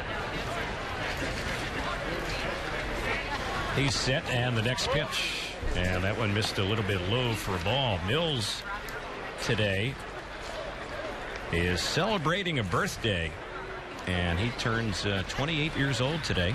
So I want to wish him a happy birthday. And the pitch, that's cut on and missed. And also, we understand celebrating a birthday today is Angels head athletic trainer Adam Nevela. That's why he was walking around with a smile on his face today. I guess so. I wonder if Adam and Brad are going to go out and celebrate together tonight. a possibility. Always a possibility. The pitch lifted in the air to right field. Chasing after that one, but unable to get to it is Josh Hamilton. Breaking for second is Ludwig. The throw. He is safe at second base. Pretty good throw. Hamilton's momentum was carrying him toward the line in right field, and then he had a reverse directions to get a throw back to second base, and it'll be a leadoff double for Ludwig, who now will be lifted for a pinch runner. I'll tell you what, that was a strong throw. Again, we talked with Mike Scioscia earlier today about the different positions for Josh Hamilton over the years. He's been a center field, he's been a left field, now a different throw from the right field position, but got himself in good throwing position right on the base. Good challenge for him. Just missed throwing him out. So the pinch runner is Xavier Paul, and he will lead off second base. Here's the pitch from Mills. That's a pitch that missed for a ball.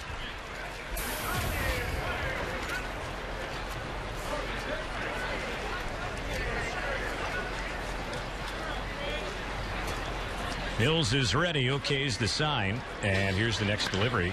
It's a high fly ball hit into shallow right field. Hamilton is under, waiting. He'll make the catch. The runner's going to tag. The throw to third base. It'll be cut off.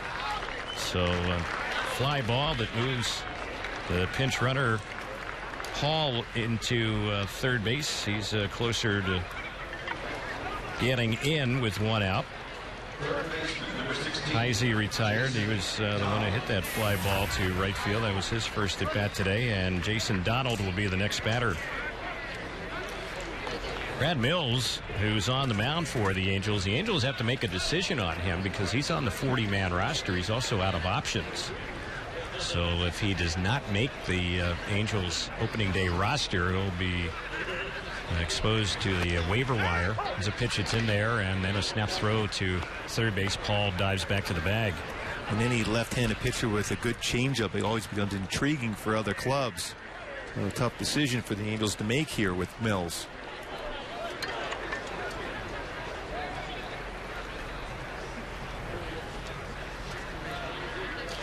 So he's ready. The infield is in. Here's the next pitch. That one is low on Donald. Good block on it by Hester. Textbook by Hester as far as keeping the body down, the glove between the legs to make sure the baseball doesn't get through.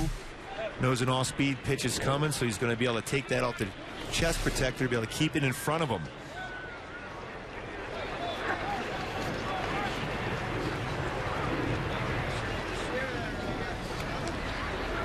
Here's the next pitch. Fouled off on the right side by Donald. Tell you what, in that last fly ball, Josh Hamilton did a good job to get himself back into throwing position. That fly ball to right field. So all those adjustments being made as far as playing in right field for Josh Hamilton. His outfield has shown tremendous ability to cover ground and also good throws in to get himself in good throwing positions, each one of them. Mills is set. And the next pitch, hard hit ground ball on the left side. It's stopped by Romine. Fires to the plate. Waiting with the tag is Hester, and gunned down is Paul. Nicely done there by Andrew Romine. Well, he had the presence of mind to fire to the plate, and as it turned out, that was an easy out. Great instincts Romine has. Obviously, Dad played in the major league level. Brother, a catcher at the major league level also, but fields the ball and throws it right away. Hester in position to block the plate, leaves that bat right in front of there too, so it's a more difficult slide for the runner coming in the home plate. Well done by the infield. So Cesar Torres is the batter. He's trying to make their club this spring. A toss over to first base, and back to the bag goes Donald. The Reds going with their version of the contact play on that play that ended up producing the out at home plate. Again, a toss over to first base. Back to the bag goes Donald. 2 outs in the inning. Boy, Romine didn't have really much time to be able to set his feet, but he was in position to field it, and the transfer to the throwing arm right away. Perfect throw to the plate, too. Brad Mills delivers, and he's outside with that one. Cesar is Torres, switch hitter, batting right-handed. Former All-Star. It was way back in 2005. He's also won a Gold Glove in the past, and He was with Milwaukee and Washington last year. Made a lot of stops along the way. Blue Jays, Dodgers, Cubs, Pirates, Cardinals, Orioles, Brewers, Nationals, and now trying to make a move to be a Cincinnati Red. He signed a minor league deal with them in the offseason. Well, when he was a member of the Dodgers, he was one of the best fielding shortstops in the game. Him and Alex Cora had a good combination between short and second for the Dodgers at that point. Here's the next delivery. It's low and away on him. We're in the top of the 6th here in Tempe. It's 2-1 Cincinnati. The Reds this spring, they have only 2 wins in their 12 games. The Angels have only 1 win, and there are 11 games coming into this one. There's a pitch that is a strike on the outside corner.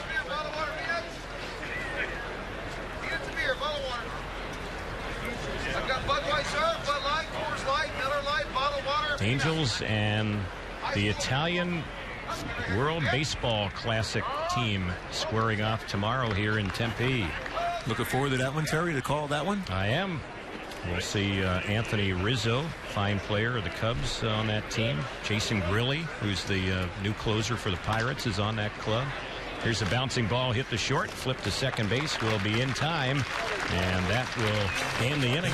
Alex Liddy of the Mariners, Nick Quinto of the Dodgers, Chris Denorfia of the Padres, some of the members on Team Italy. Here in the inning, no runs, a hit in the inning, no errors, and 1 runner left. Bottom of the 6th coming up in Tempe. It's 2-1 Reds on the Angels Baseball Network and Fox Sports West.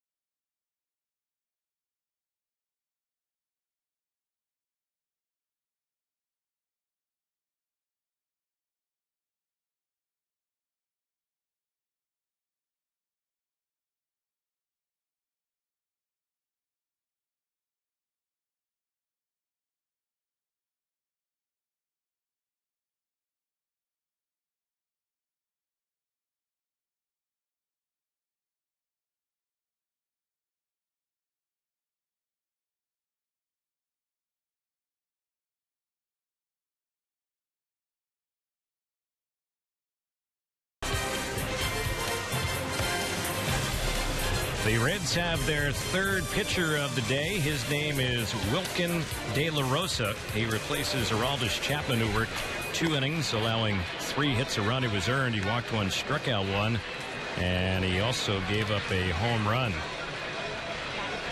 The batters at De La Rosa is scheduled to face Pujols, Hamilton, and Trumbo. This could be the final at-bats for all 3 of them. We'll see how it plays out. De La Rosa pitched in A-ball and Double-A last year, where he had a 1-1 record and was used strictly as a reliever. He was in the Yankees organization at one time. He was also in the Dodgers system. And he is a left-hander, goes 5'11", 198-pounder from the Dominican Republic. There's a pitch that Pujols fouls up. De La Rosa, when he originally signed with the Yankees, was an outfielder. And he spent 3 years playing in the outfield and then was converted to a pitcher in the middle of the 2007 season.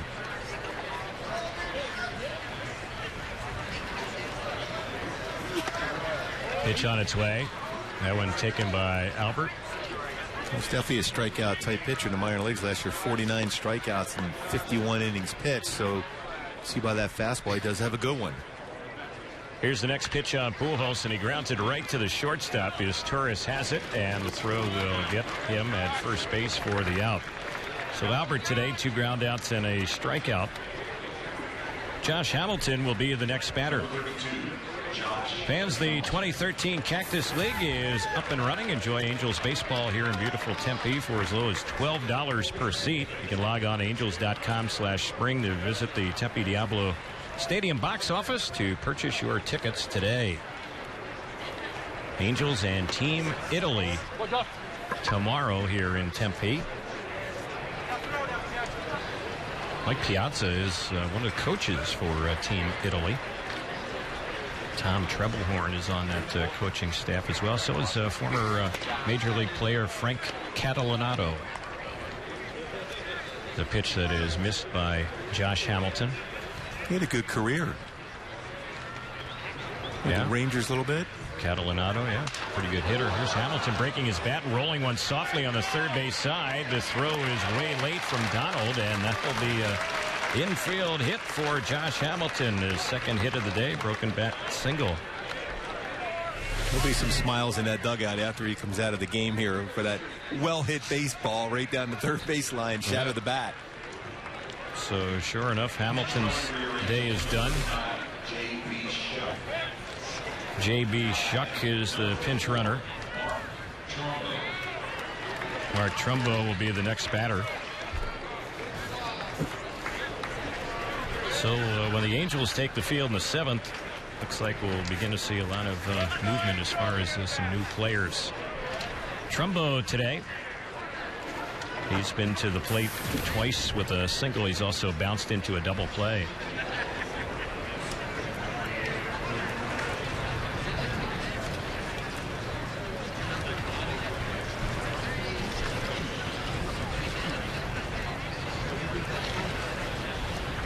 Angels trailing by a run, 2-1 against the Cincinnati Reds. Here's the pitch. And that one is a strike on the outside corner.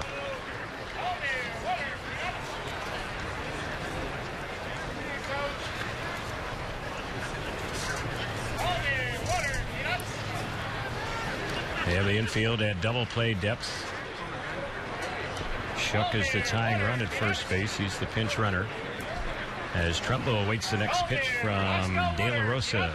A lefty delivers, and that one is low. Talking about De La Rosa, who's now pitching for the Reds. He has seen some action for Cincinnati this spring. This is his 4th appearance. Only 2 2/3 innings, allowing a couple of hits and a couple of runs. He's walked 3, struck out 6.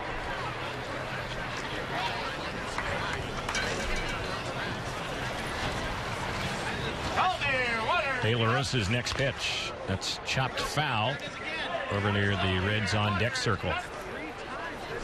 And what you're seeing out of Mark Trumbo is just trying to track some pitches by De La Rosa. The pitch before that, a slider down and in. He took it well. It's a fastball away. Just pulled off it just enough, but he's just trying to keep his balance, read the pitch, and make good contact.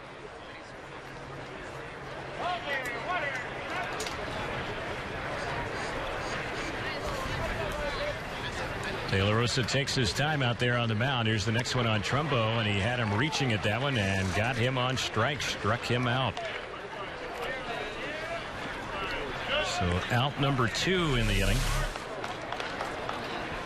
Nice little changeup returned over the fastball and run it down and away from Trumbo to get a swing and miss. Here's John Hester getting ready for his first at bat today, hitting out a Ioneta's spot in the batting order. Ioneta had a 2-for-2 day.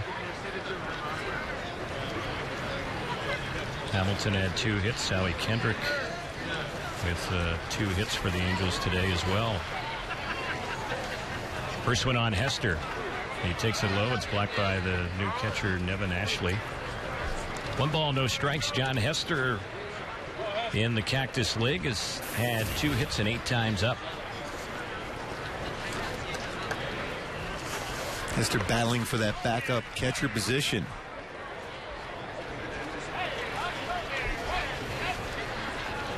Very doubtful the Angels will carry 3 catchers when the regular season begins. They've done it before, but not likely to happen for the start of this season. So it would figure to be a battle between Hester and Conger for that number 2 catching spot. And Conger's had a good spring, getting .462 with a team-high 8 runs batted in. Here's the pitch on Hester, very late with that swing. And he's in the hole.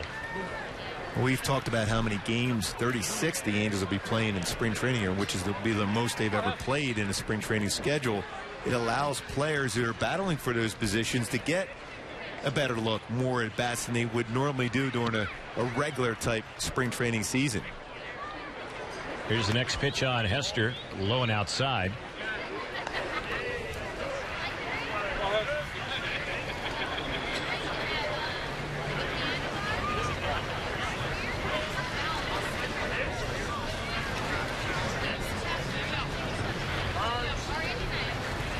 We were talking a little bit earlier about Brad Mills having a birthday. He pitched last inning for the Angels, and Angels head athletic trainer Adam Nevela. And it just got me to thinking, Mark, I think what should happen as far as Adam celebrating his birthday today, Rick Smith should take him out to dinner. I'm sure he'd be real happy to hear you say that. Right. I mean, that's a no-brainer to me. The pitch, that one is fouled back behind the plate. I mean, they're co-workers. They've been together for several years right now. Well, Rick Smith loves to be able to take people out, too, for dinner. He does like going out to dinner. And he likes company. So we'll see if we can kind of put that together. But that seems like a slam dunk. Yeah, to me. I think it'd be automatic. Yeah.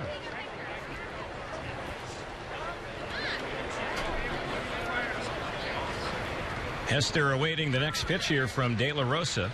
And here it comes. A check swing, a slow roller. It's a fair ball right to the first baseman. Hanahan will easily beat Hester to the bag. He was only about halfway up the line, and the inning is over on the check swing grounder to first.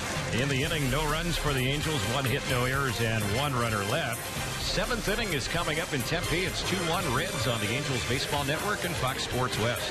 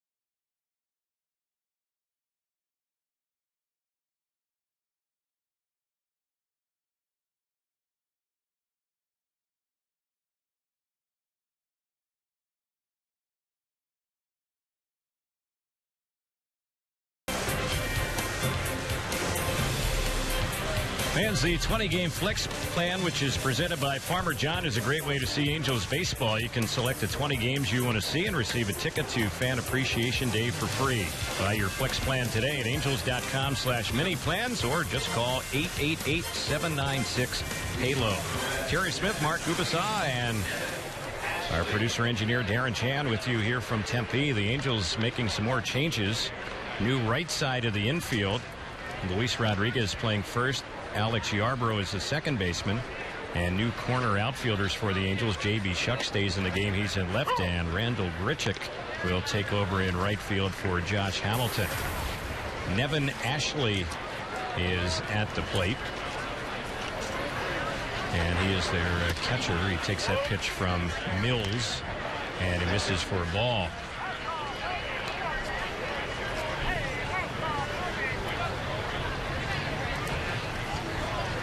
Here comes the next delivery. That one is high.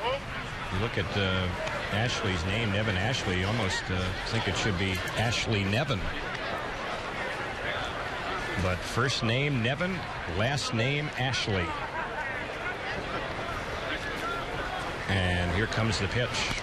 Fouled back on the right side, backing out of play. Boy, strong player, strong swing there on that pitch.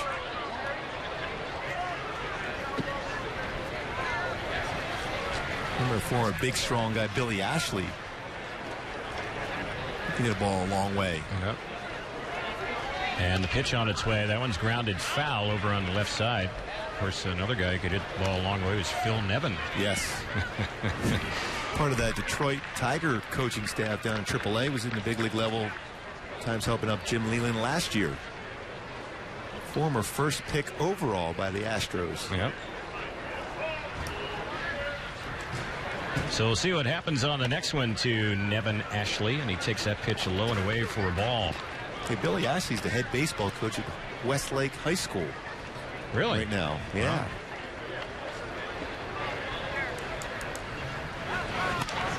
Next delivery, that's fouled off on the right side, and that one's going to get back and out of play.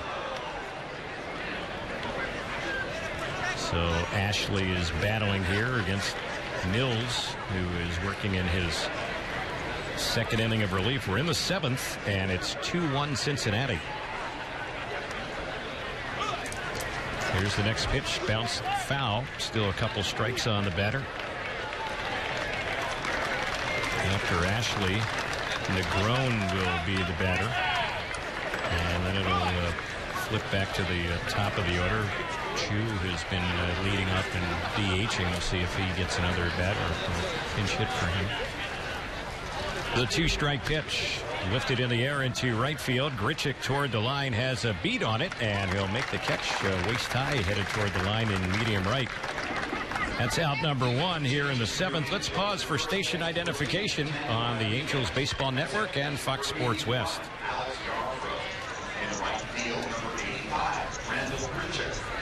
Remaining in the game in left field, number 39, J.B. Shaw. Now heading to the Reds. Second baseman, number 64. Terry Smith, Mark Uvason, our producer engineer Darren Chan with you from Tempe on this Tuesday. Christopher Negron is the batter.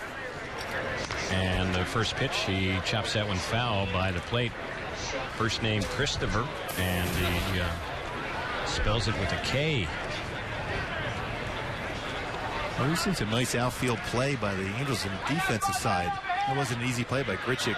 And right, with the wind blowing out towards left center, that ball got knocked down. He's still able to make that play. A pretty tough fly ball to him.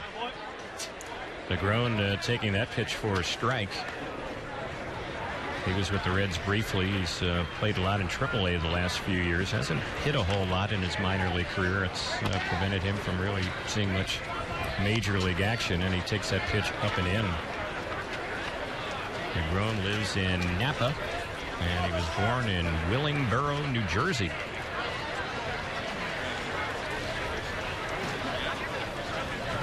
Here's the next pitch, and he turns his back on that one. He's hit by the pitch. That one got away from Brad Mills, so Negron will take first base, hit batsman.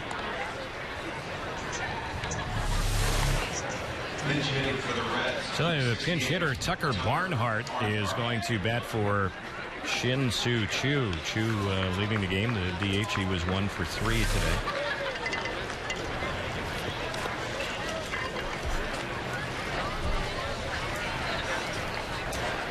Right-handed batter Barnhart.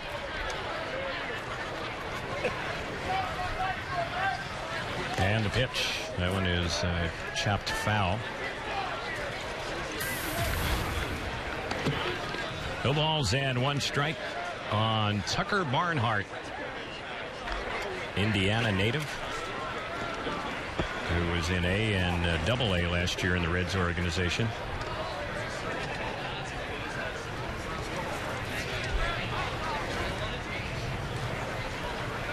Mills with the next pitch. There goes the runner, and it's a ball. It's hit on a high hop near second. Only one play with the runner breaking for second. Play goes to first base, and Barnhart is retired on a 4-3 ground out. Ball fielded by the new second baseman Alex Yarborough.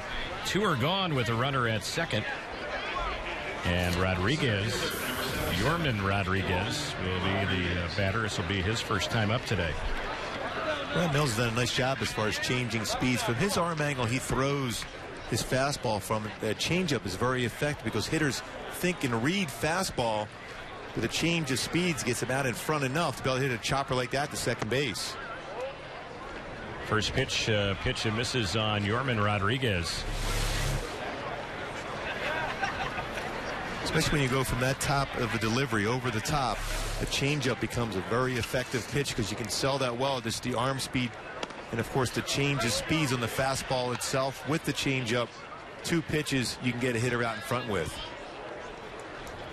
Pitch was a strike on Rodriguez. He's a young outfielder who was in A-ball last year. Hit just .241.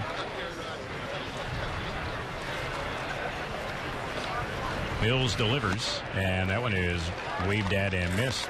A couple strikes on Rodriguez. When the Angels bat in the bottom of the 7th,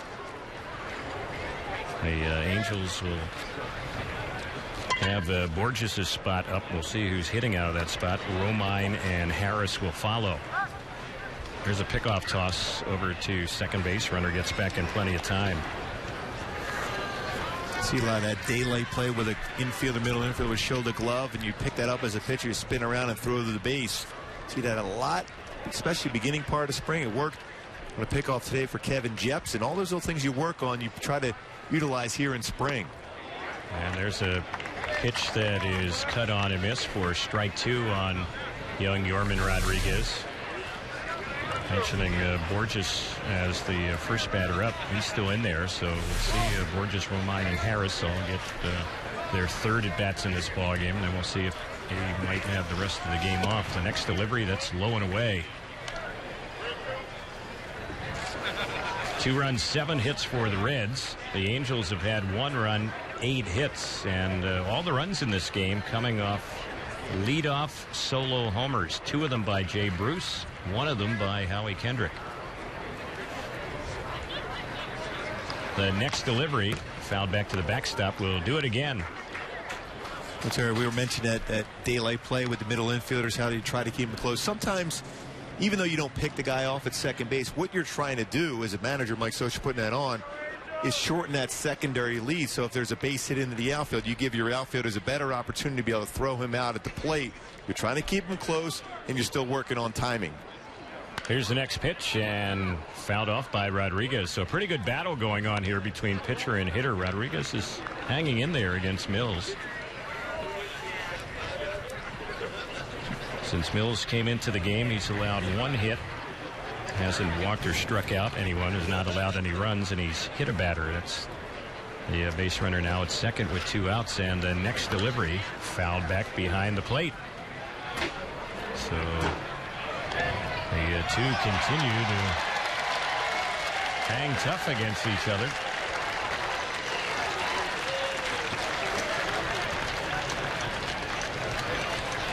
Jack Hanahan would be up next.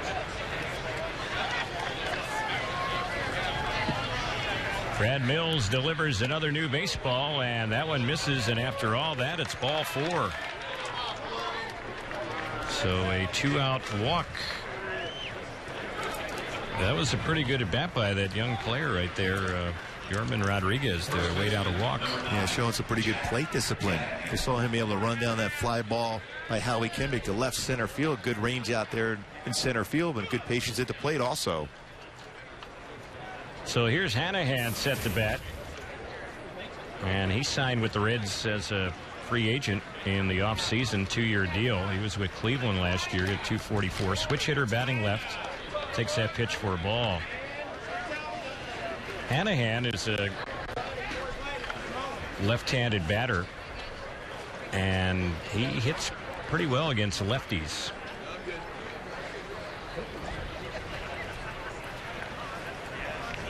Here's the pitch. He takes that one low and in. Hanahan can plays several positions, and he's always been a pretty good defensive infielder.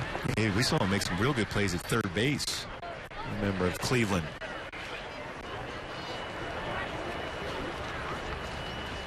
Mills trying to get the final out here in the 7th. The pitch, it's hit in the air to left center field. Borges is there under. He'll put it away, and that will end the inning.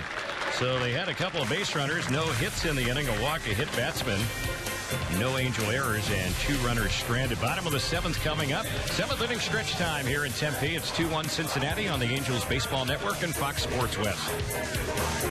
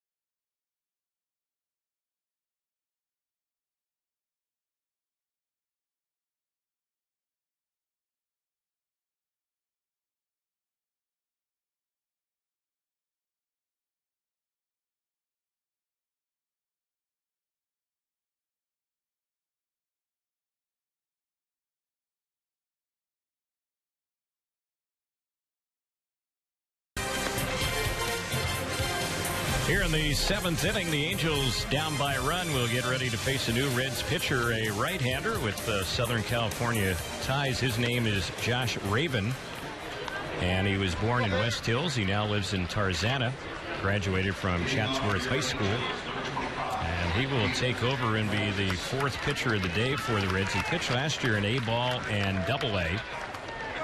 He's been both a starter and a reliever in his pro career. His overall record in the minors, 14 wins, 43 losses. He's always had a real good fastball. I remember well when pitching over at Chatsworth, but inconsistent in the strike zone with that fastball. And his first pitch, that one is a little bit low and outside. Raven is 25 years old. De La Rosa worked the bottom of the 6th against the Angels, gave up a hit.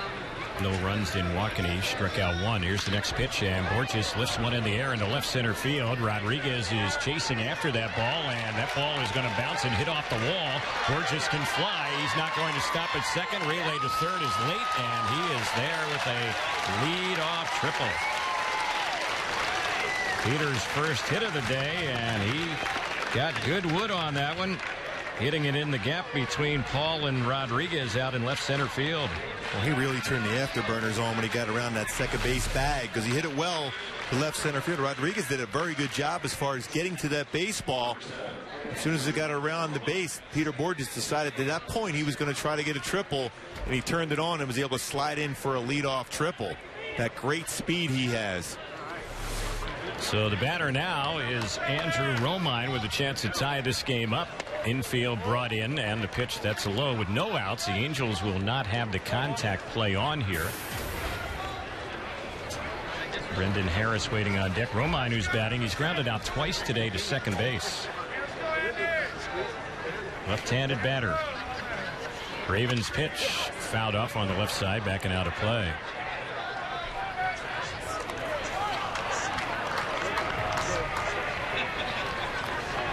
Today's attendance, 4,170, 4170 here in Tempe. Here's the pitch. That's way high and outside.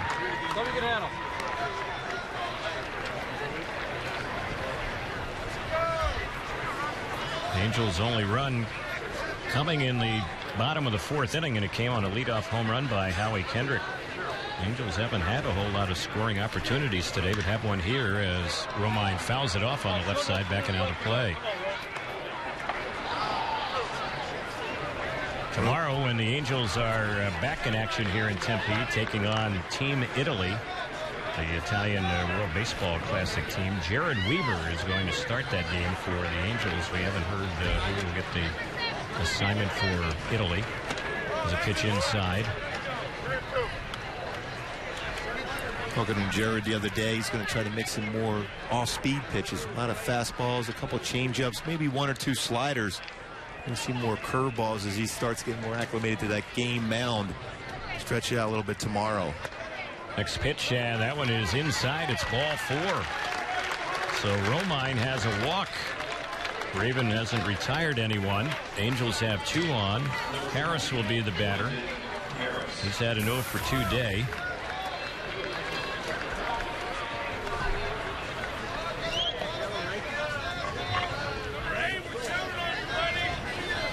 Brendan Harris is looking for a pitch that he can hit in the air.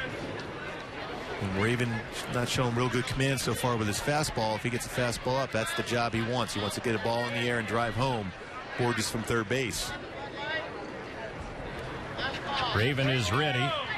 And his pitch, that's low and outside. So he is struggling out there on the mound for the Reds. And we'll see if the Angels can take advantage of it, capitalize.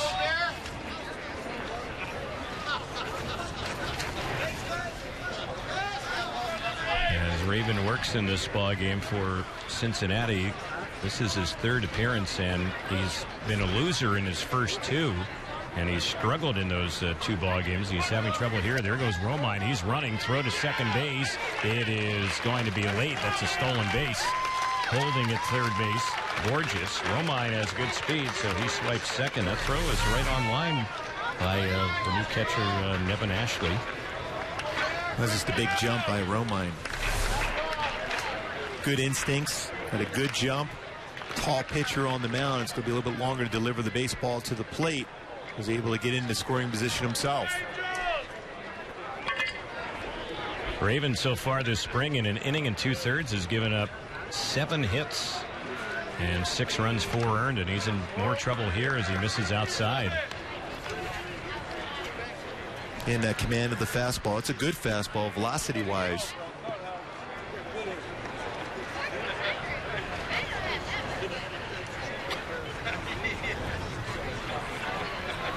Waiting on deck for the Angels is Luis Rodriguez. It'll be his first at bat today. Here's the next pitch, and that one is outside. It's ball 4. So a leadoff triple in the inning, and now back-to-back no-out walks have loaded up the bases for Rodriguez. And Luis Rodriguez has been a good hitter for the Angels so far this spring. Scott Cousins is going to come in to run for Harris. His day is done. They're going to have a meeting out at the mound to try and settle down Raven.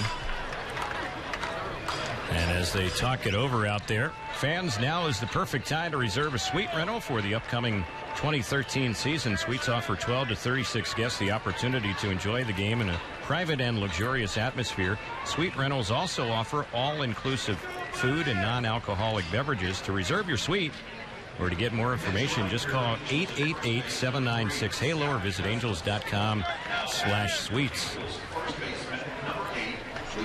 But Brian Price, the pitching coach for the Reds, has a very good reputation and did a lot of good work with this club last year as far as their pitching staff, trying to calm down the youngster on the mound. So here's the first pitch on Rodriguez, and he jumps all over it and hits it foul down the right side. Got good wood, pulled it, but pulled it foul down in that right field corner. Rodriguez is hitting .412 this spring, 7 for 17. And he has driven in 1 run so far in the Cactus League. He has a chance to get a bunch here. Runners everywhere, no outs. And the Reds will begin getting some action in their bullpen. Here's the next pitch. And that was a breaking pitch that missed.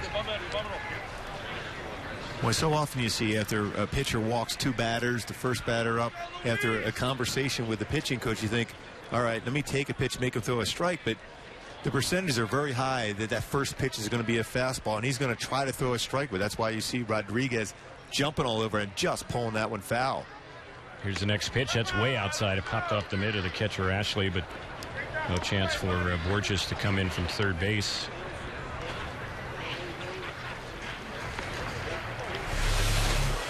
Angels with a golden opportunity to not only tie it, but get the lead here in the bottom of the 7th. The Reds have dropped 6 straight games here in the Cactus League.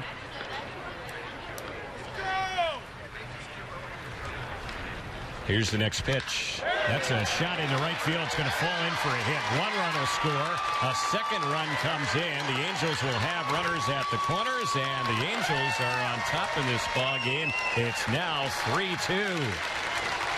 Rodriguez comes through. He's had a nice spring swinging the bat. Well, I'll tell you what, that's a very good approach for him. A quiet approach with his hands. Knows he's going to get a fastball. He has a pitcher out there struggling to throw a strike, so he's centering in an area of the plate where he could do some damage, and he certainly did that with a base hit in the right field, scoring 2. Alex Yarborough will be the next batter. This is his first time up, hitting out of Howie Kendrick's spot. Howie had a good day. He went 2 for 3 with a home run. Still no outs. Angels up by a run, and the pitch on the left-handed batter that's in there for a called strike. So the Angels have a lead for the first time today.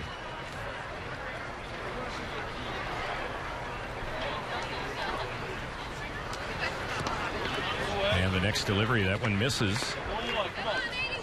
Raven is facing his 5th batter. He's yet to retire anyone. Looks like Cole Calhoun waiting on deck, so he will be pinch hitting for Albert Pujols. Albert was the DH today. Did not get the ball out of the infield. He was 0 for 3, a couple ground outs and a strikeout. The pitch. That's a called strike.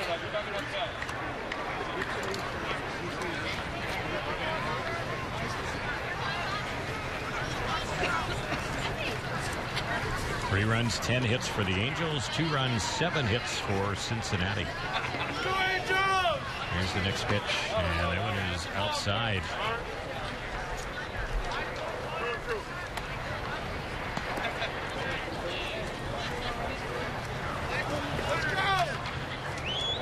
Cincinnati Reds, the NL Central champions 2 of the last 3 years, and a lot of people are picking them as the favorites in that division this year. That one is lined the opposite way. It's going to fall in and drive in another run. Angels will have runners at first and second. Yarborough, the young player who's playing second base, gets an RBI hit. Angels now up 4-2 here in the 7th. Well, that swing's got to make Jim Eppert very happy with the fastball that was up but away. Stay back on it, let the ball travel, and a base hit in the left field. An opportunity for all these young players to show Mike Scioscia, Jim Eppert, and the entire organization what they can do when given an opportunity to play here in Major League games. Raven is still in there, now facing his 6th batter. The first 5 have all reached base safely. 3 hits and 2 walks against them. Here's the pitch on Calhoun, and that one skips off the glove of the catcher, Ashley, and that'll move the runners to second and third. The pitch was way up and in. Ashley got some glove on it. And now a hit could mean a couple more runs as a result of the wild pitch.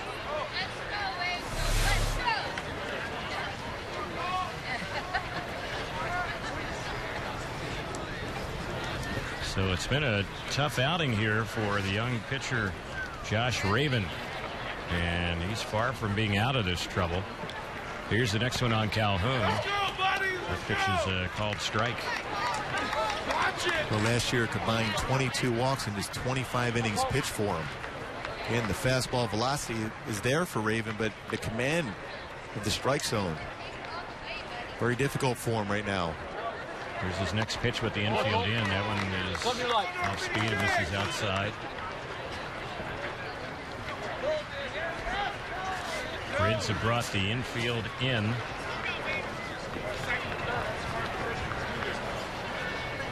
And the Angels have not figured to have the contact play on with no outs here in this inning.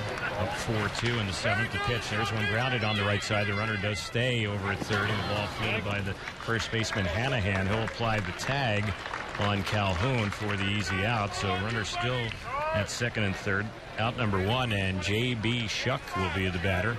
And he is going to face a new pitcher. As Dusty Baker is now coming out to make a pitching change. So Raven retires just one of the 6 batters he faces. The Southern California native taking on the Angels here today in Tempe. A break in the action. Angels are up 4-2. A pitching change coming up in the bottom of the 7th on the Angels Baseball Network and Fox Sports West.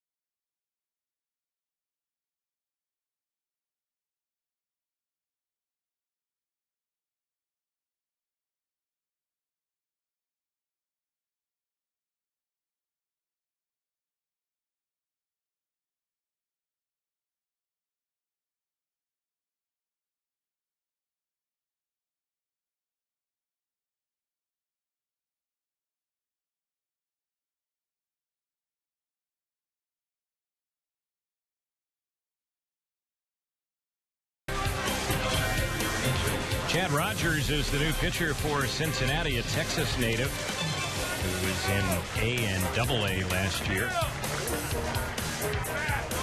So he will get ready to take on the Angels here, and J.B. Shuck will be the first batter to face him. Here's the pitch, and that one is in there for a called strike. Shuck batting with runners at second and third. The lead runner at third base is Luis Rodriguez. Alex Yarborough, young player, is the base runner at second. It's Chad Rogers, who's pitching for the Reds, had a scary thing happen to him not too long ago as he misses low and inside with that one. His professional debut was delayed back in 2010 when he was bitten on the foot by a shark while surfing on the Gulf Coast. He's very fortunate. Yes. Good information you can come up with, Terry. There you go. Well, this time of the game, Mark, you got to go to the resources. Here's a ground ball that's bounced in the right center. It's going to score 2 more runs as delivering is Shuck, a 2-run single. And now the lead rose. It's 6-2.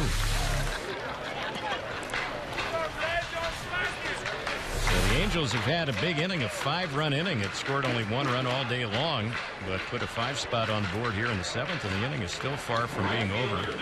That'll close the book on Raven. Rough outing. He gave up 3 hits, 5 runs, all earned in a third of an inning, walking 2, throwing a wild pitch, and failing to strike out anyone. 6-2 Angels here in the 7th. The pitch. That's low. And there's a snap throw to first base. Diving back to the bag goes Shuck.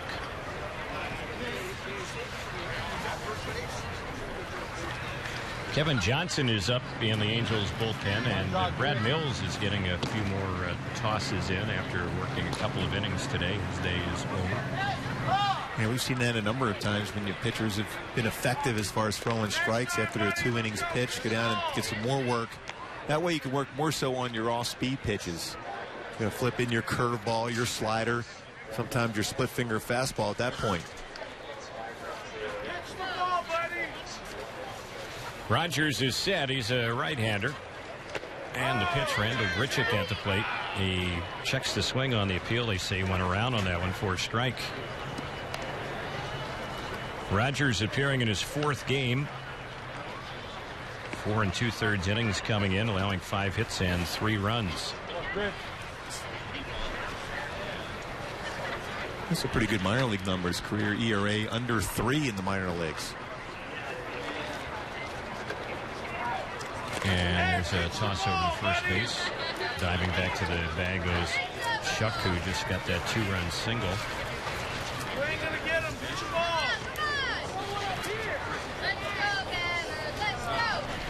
Shuck has now had 4 hits this spring and 4 runs batted in. He's made the most of those hits, and there's a swing and a miss. So a couple strikes now on Randall Grichuk. Grichuk so far in the Cactus League.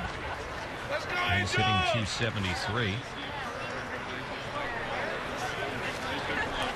Right-hander against right-hander. You see he has a lot of talent. There's no question about it. Staying healthy is going to be key for him. Here's the pitch. He pops that one up.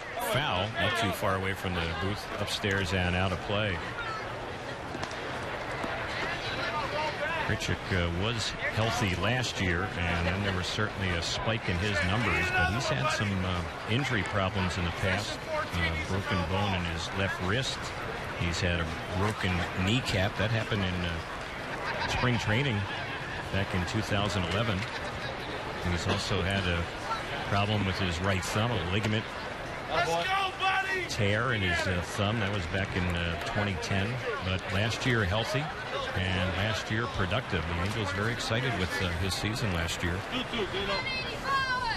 He was taking on that last pitch. Now he looks down to get a sign from Dino Ebel. The Angels are batting here. It's been a long bottom of the 5th inning, but a productive bottom of the 5th, a 5-run inning, and still only 1 out. There goes the runner. The pitch is low. The throw down is second. Safe. That's a stolen base for Shuck.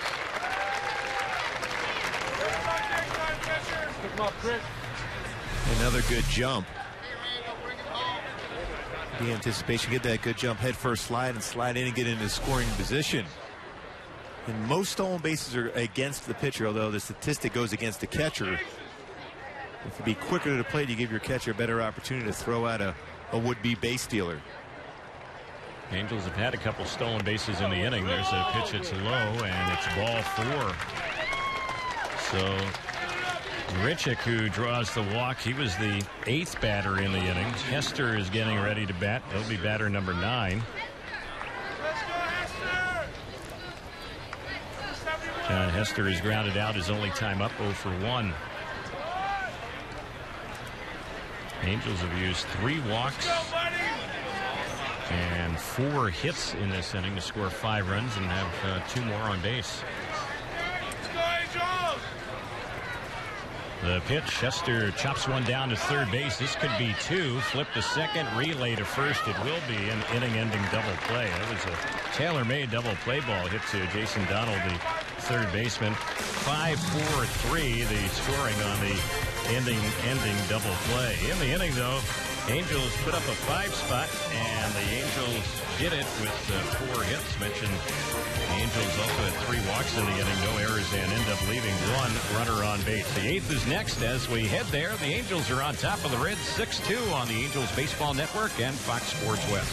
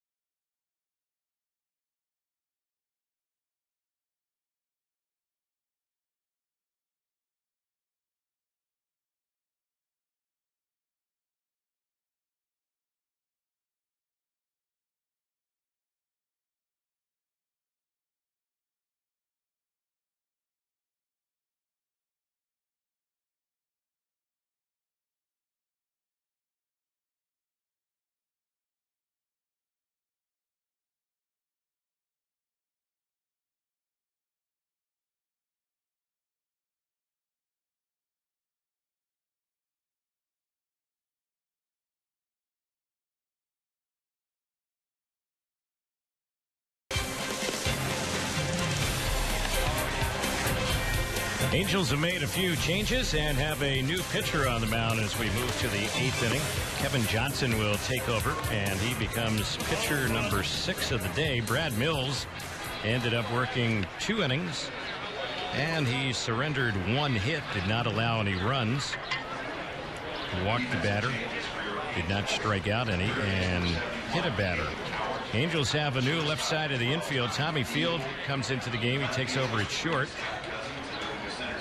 Caleb Cowart is the new third baseman. J.B. Shuck, who is playing left field, moves to center. And now playing in left field is Scott Cousins. So Kevin Johnson, who relies on that sinker ball, will take over in relief. And the pitch. That one is called strike on the inside corner on Xavier Paul.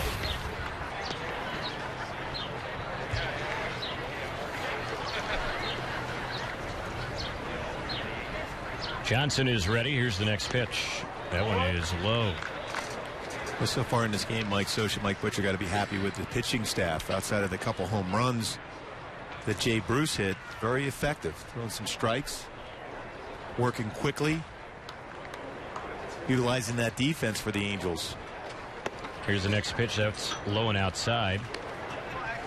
Understand that Mark Teixeira of the Yankees suffered an injury today. He was slated to play for Team USA in the World Baseball Classic. He suffered a strained right forearm.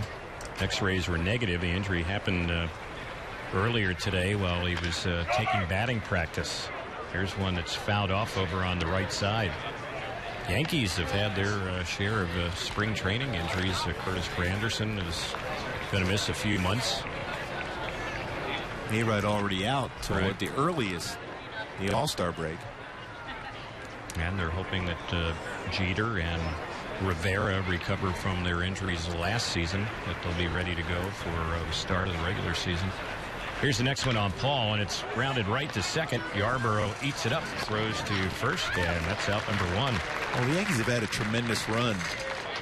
But when you have all those players getting older at the same time, you're going to run into those injuries, and it's certainly adding up right now. Those guys, those superstars, are getting at that age where you're going to start getting those injuries, and they're more difficult to come back from. And they are going to have a lot of players become free agents at the end of this 2013 season. Their farm system is not in real good shape right now. Here's a pitch that Heisey takes for a strike on the outside corner. So it'll be an interesting year for the Bronx Bombers. Here's the pitch. That is low. You know Tampa Bay is going to be good. Toronto made great strides to improve their club in the offseason. Baltimore was one of the big surprises last year in the majors, not just in the AL East. The Red Sox have made a lot of moves. They have. To try to change the dynamics of their clubhouse along with their everyday lineup. Yeah, that'll be an interesting division this year. See how it plays out.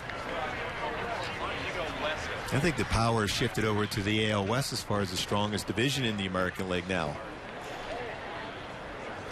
Here's the next pitch. That's fouled back to the screen. So Heisey battling here against Kevin Johnson. You've seen Tommy Hanson. He worked 2 innings, gave up 3 hits a run. Frieri had a scoreless inning. Downs gave up a run in 1 inning. Jepson had a scoreless inning. Mills 2 scoreless innings. And now Johnson working here in his first inning of relief in the 8th. Here's the next pitch on Heisey. He missed inside.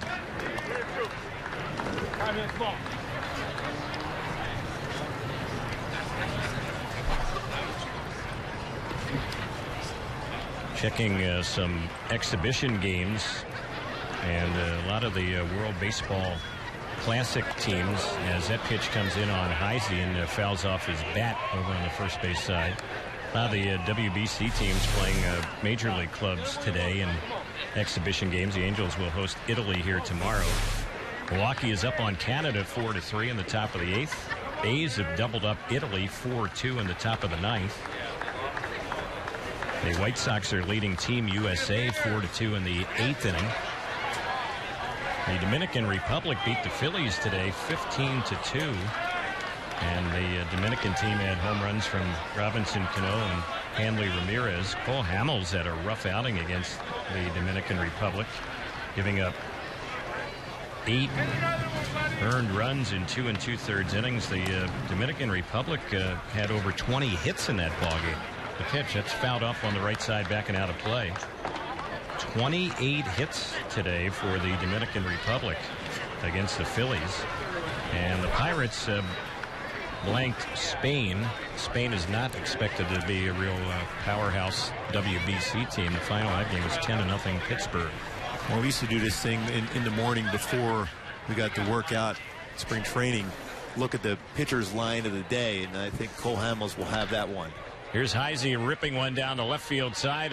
One hopper that hits off the base of the wall. Heisey heads into second base, and he is there easily with a one-out double.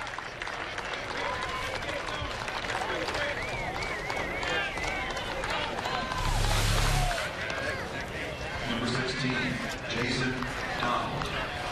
Jason Donald will be the next batter.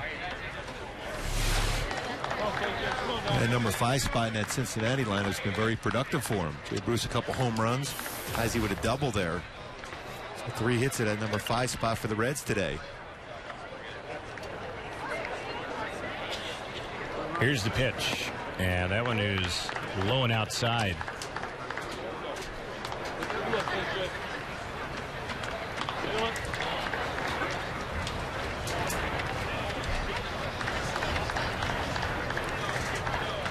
His Turris is waiting on deck.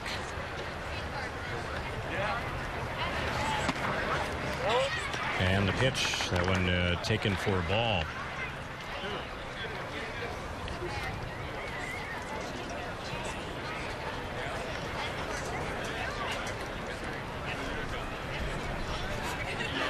One out, runner at second base. Angels are up 6-2. We're in the top of the 8th inning here from Tempe, and the next pitch, and that one comes inside. It almost got a piece of the batter, Jason Donald. That'll get John Hester out to the mound to have a word with KJ Kevin Johnson. Kids, the Junior Angels Kids Club, presented by Farrell's Ice Cream Parlors and Restaurants, is now accepting members for the 2013 season. Members receive an exclusive Mike Trout jersey, 2 ticket vouchers, a fast pass to Kids Run the Bases, and more. To sign up, visit angels.com/Junior Angels, or you can visit any of the Southern California Farrell's locations. Here's the next pitch. And that one is ball 4. It's low. So a one-out walk, and they have 2 on base here.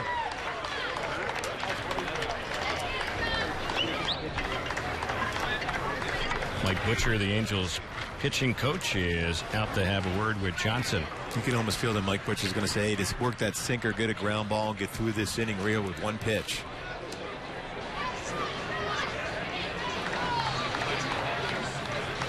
Angels have some right-handers warming up. Both pitchers from the minors, Jeremy Berg, and also Mike Piazza is warming up. Meeting is still going on out at the mound as Mike Butcher is having a discussion with Kevin Johnson. Fans, Friday night Music Garden concerts are coming back to the Big A for another year of great performances. Every Friday night home game throughout the season, the Big A will host live pregame music from local bands in the Gate 1 Music Garden. For more information and to submit recordings, visit angels.com/band. Here's his Turris set to bat. 1 out, 2 on, and the pitch, that one is low and in.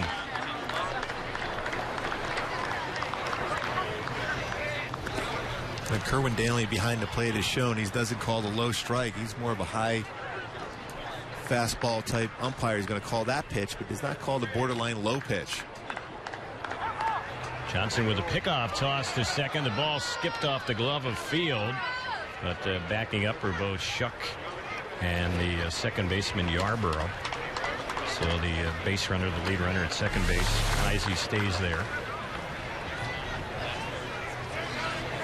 And we've seen that a number of times today, that timing play. We see that in spring training a lot. Occasionally you use that during the season to be able to catch not necessarily the best base runner. They try to get a bigger secondary lead. Here's the next pitch, and it's a fly ball. It's lifted down the right field side, tight to the line down the right side. It is going to land foul. Good catch by a fan down there. Yep. Well, the glove made the play. Reaches over, old school California Angel hat. There you go. Good eyes to see that, Gooby. That's a long ways down there. Here's the pitch. Chopped on the right side. That's a base hit. Heisey will be waved home. Richick's throw to the plate. It's by the catcher, Hester, backing up is Johnson. It's an RBI base hit for his Taurus, and the Reds get a little bit closer. The Angel lead now at 6-3.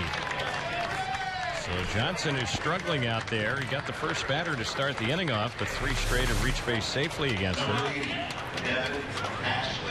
Evan Ashley will bat. Pretty strong throw by Grichuk out in right field, but a tough hop for John Hester at the plate. So here is Ashley, who's had one at bat, a fly out to right field. Runners at first and second once again.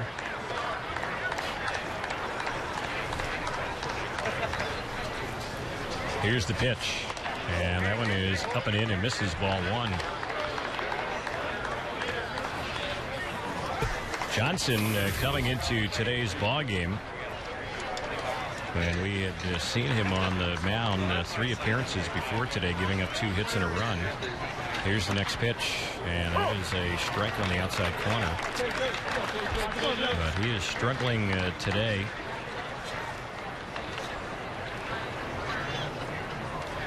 He did some closing last year between AA and AAA.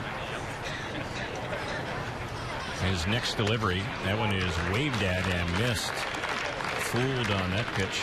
Pretty good slider going away after fastball's in, running in. Then you throw a little tight slider away. Good pitch.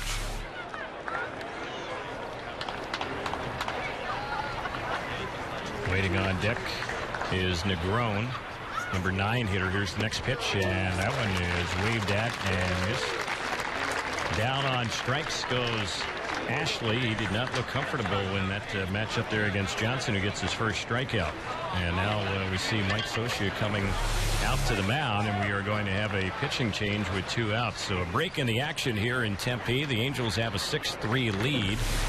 When we get back, we'll see who's going to be coming in to take over in relief for the Angels. 6-3 Halos on the Angels Baseball Network and Fox Sports West.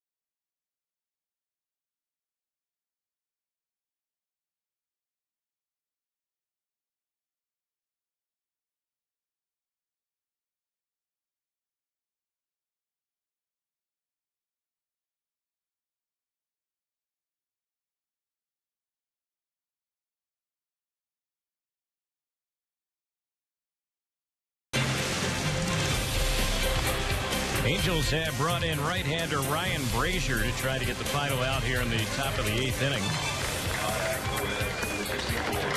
He's the 7th pitcher to work for the Angels today, and this will be his 4th appearance this spring. Worked 3 innings, giving up 5 hits and 3 earned runs. So Christopher Negron is the batter. They still have runners at first and second. Donald at second base, as Turris is the first baseman. Infield is back, and Brazier was just about ready to get things going here, and then stepping out of the batter's box was the batter Negron, who's been hit by a pitch his only time up. Brazier is set. Here's the pitch, and he's right in there with that one for strike 1. You can tell by the sound of that fastball, heavy fastball from Brazier. Good slider also. He's coming off a solid year in the Angels organization last season, and he delivers that one and throws it by Negron, who was late on the swing.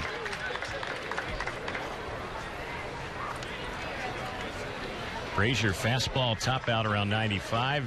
Good slider. It'll sink the fastball as well. Throw a changeup, but that's a pitch he rarely uses. Former 6th round pick of the Angels back in 2007, and a former catcher in high school.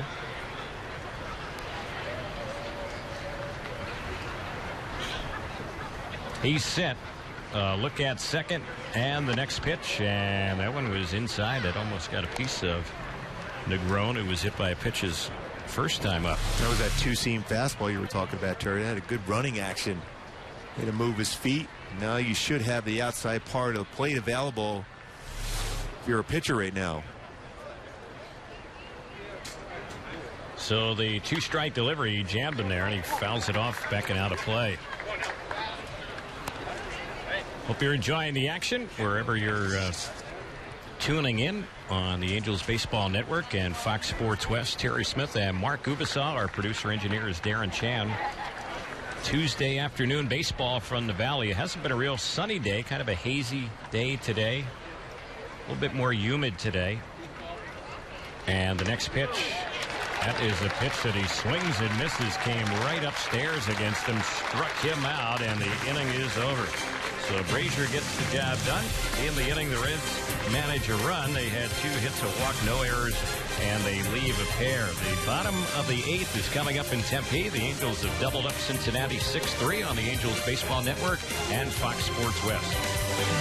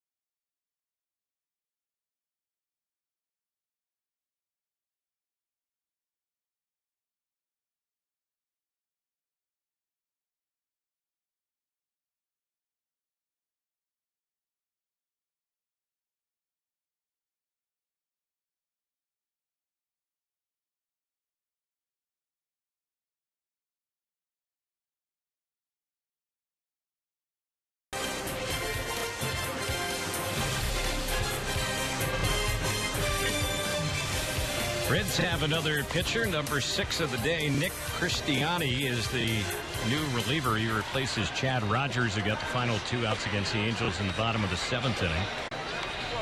So Christiani getting ready to face the Halos as we go to the bottom of the 8th. First batter up for the Angels will be Tommy Field. He's hitting out of Peter Borges's number 7 spot. Borges went 1 for 3 today with a triple, scored a run. Right-hander against right-hander as Field looks in for the first pitch, and he takes that one for ball 1. It's 1 ball, no strikes.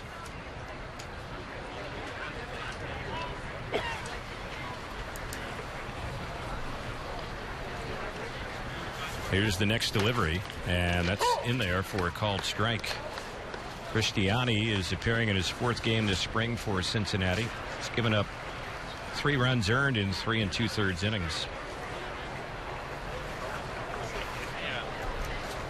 And the next delivery grounded sharply on the third base side. A long throw for the third baseman Donald, but he gets it in time to retire Field, and that's the first out.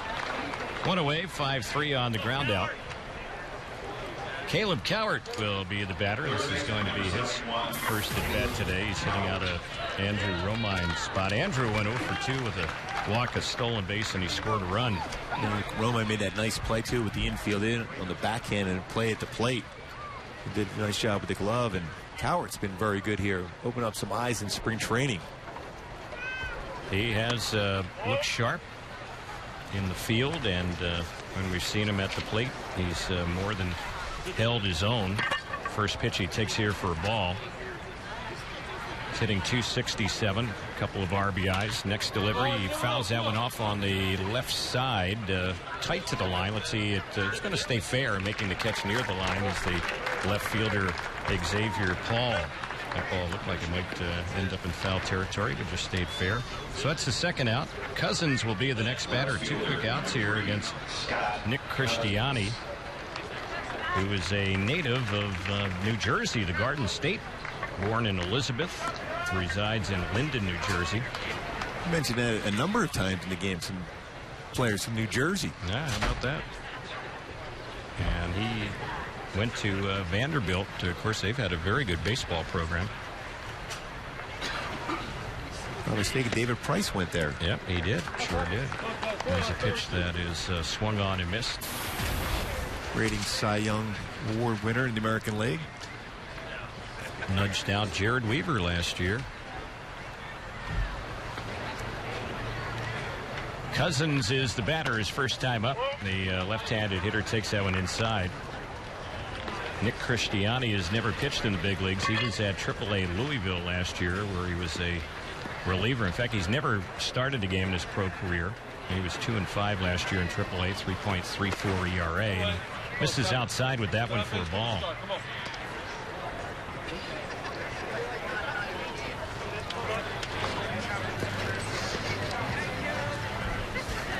Waiting on deck is Luis Rodriguez. He had a big hit for the Angels last inning. And the next delivery, that's in there for a called strike on Cousins. See what Mike Scioscia likes to do bullpen-wise when we get to the 9th with the Angels looking to protect some sort of lead. It's a 3-run lead right now. It's 6-3. And the next pitch, that one a little bit low on Cousins. Scott Cousins is just 1 for 11 this spring.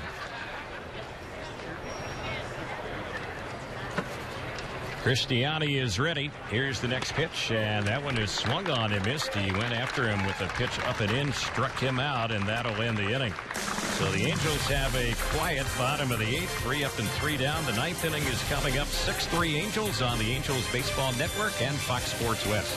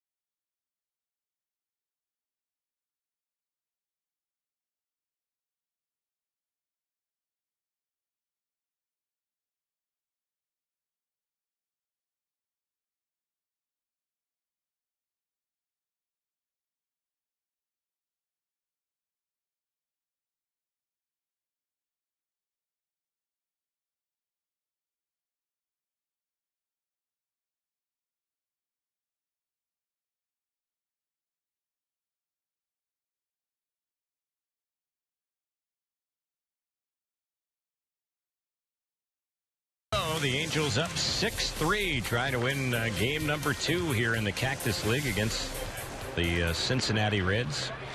Angels' only win coming into this game so far this spring was against the Dodgers. And Brazier's still out there on the mound. He got the final out last inning. He faces Tucker Barnhart, and the first pitch hits high and away for ball 1. Barnhart, Rodriguez, and Hanahan are the batters scheduled. They're 1, 2, and 3 batters in the lineup now. It's a pitch in there for a called strike. Well, we talked about Brazier when he first came into the ball game last inning. He's used to closing up games. He was a closer last year between his stops in the minors. He was with the Angels AAA club in Salt Lake last year at 13 saves and 14 save chances, and the pitch is tipped foul back behind the plate. So he's moved in front here on Tucker Barnhart. He bats from the left side. Brazier ready on the next pitch. Skied in the air into right center field. Should be a routine play. Shuck is under. He'll put it away. 1 gone here in the top of the 9th inning. And let's pause for station identification on the Angels Baseball Network and Fox Sports West. Number 77, Norman Rodriguez.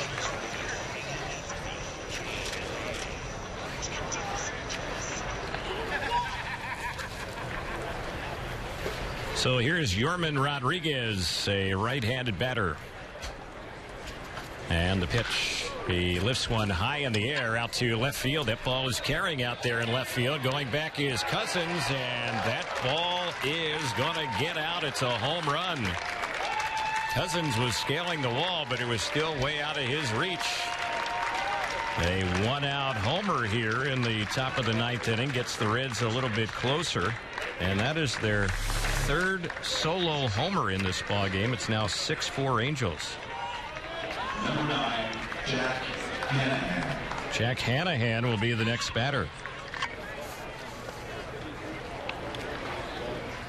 That's the 2nd home run ball that Brazier has given up this spring. So here's Hanahan, batting left-handed, and he takes that first pitch low and away. 6-4 Angels, 1 out, top of the 9th.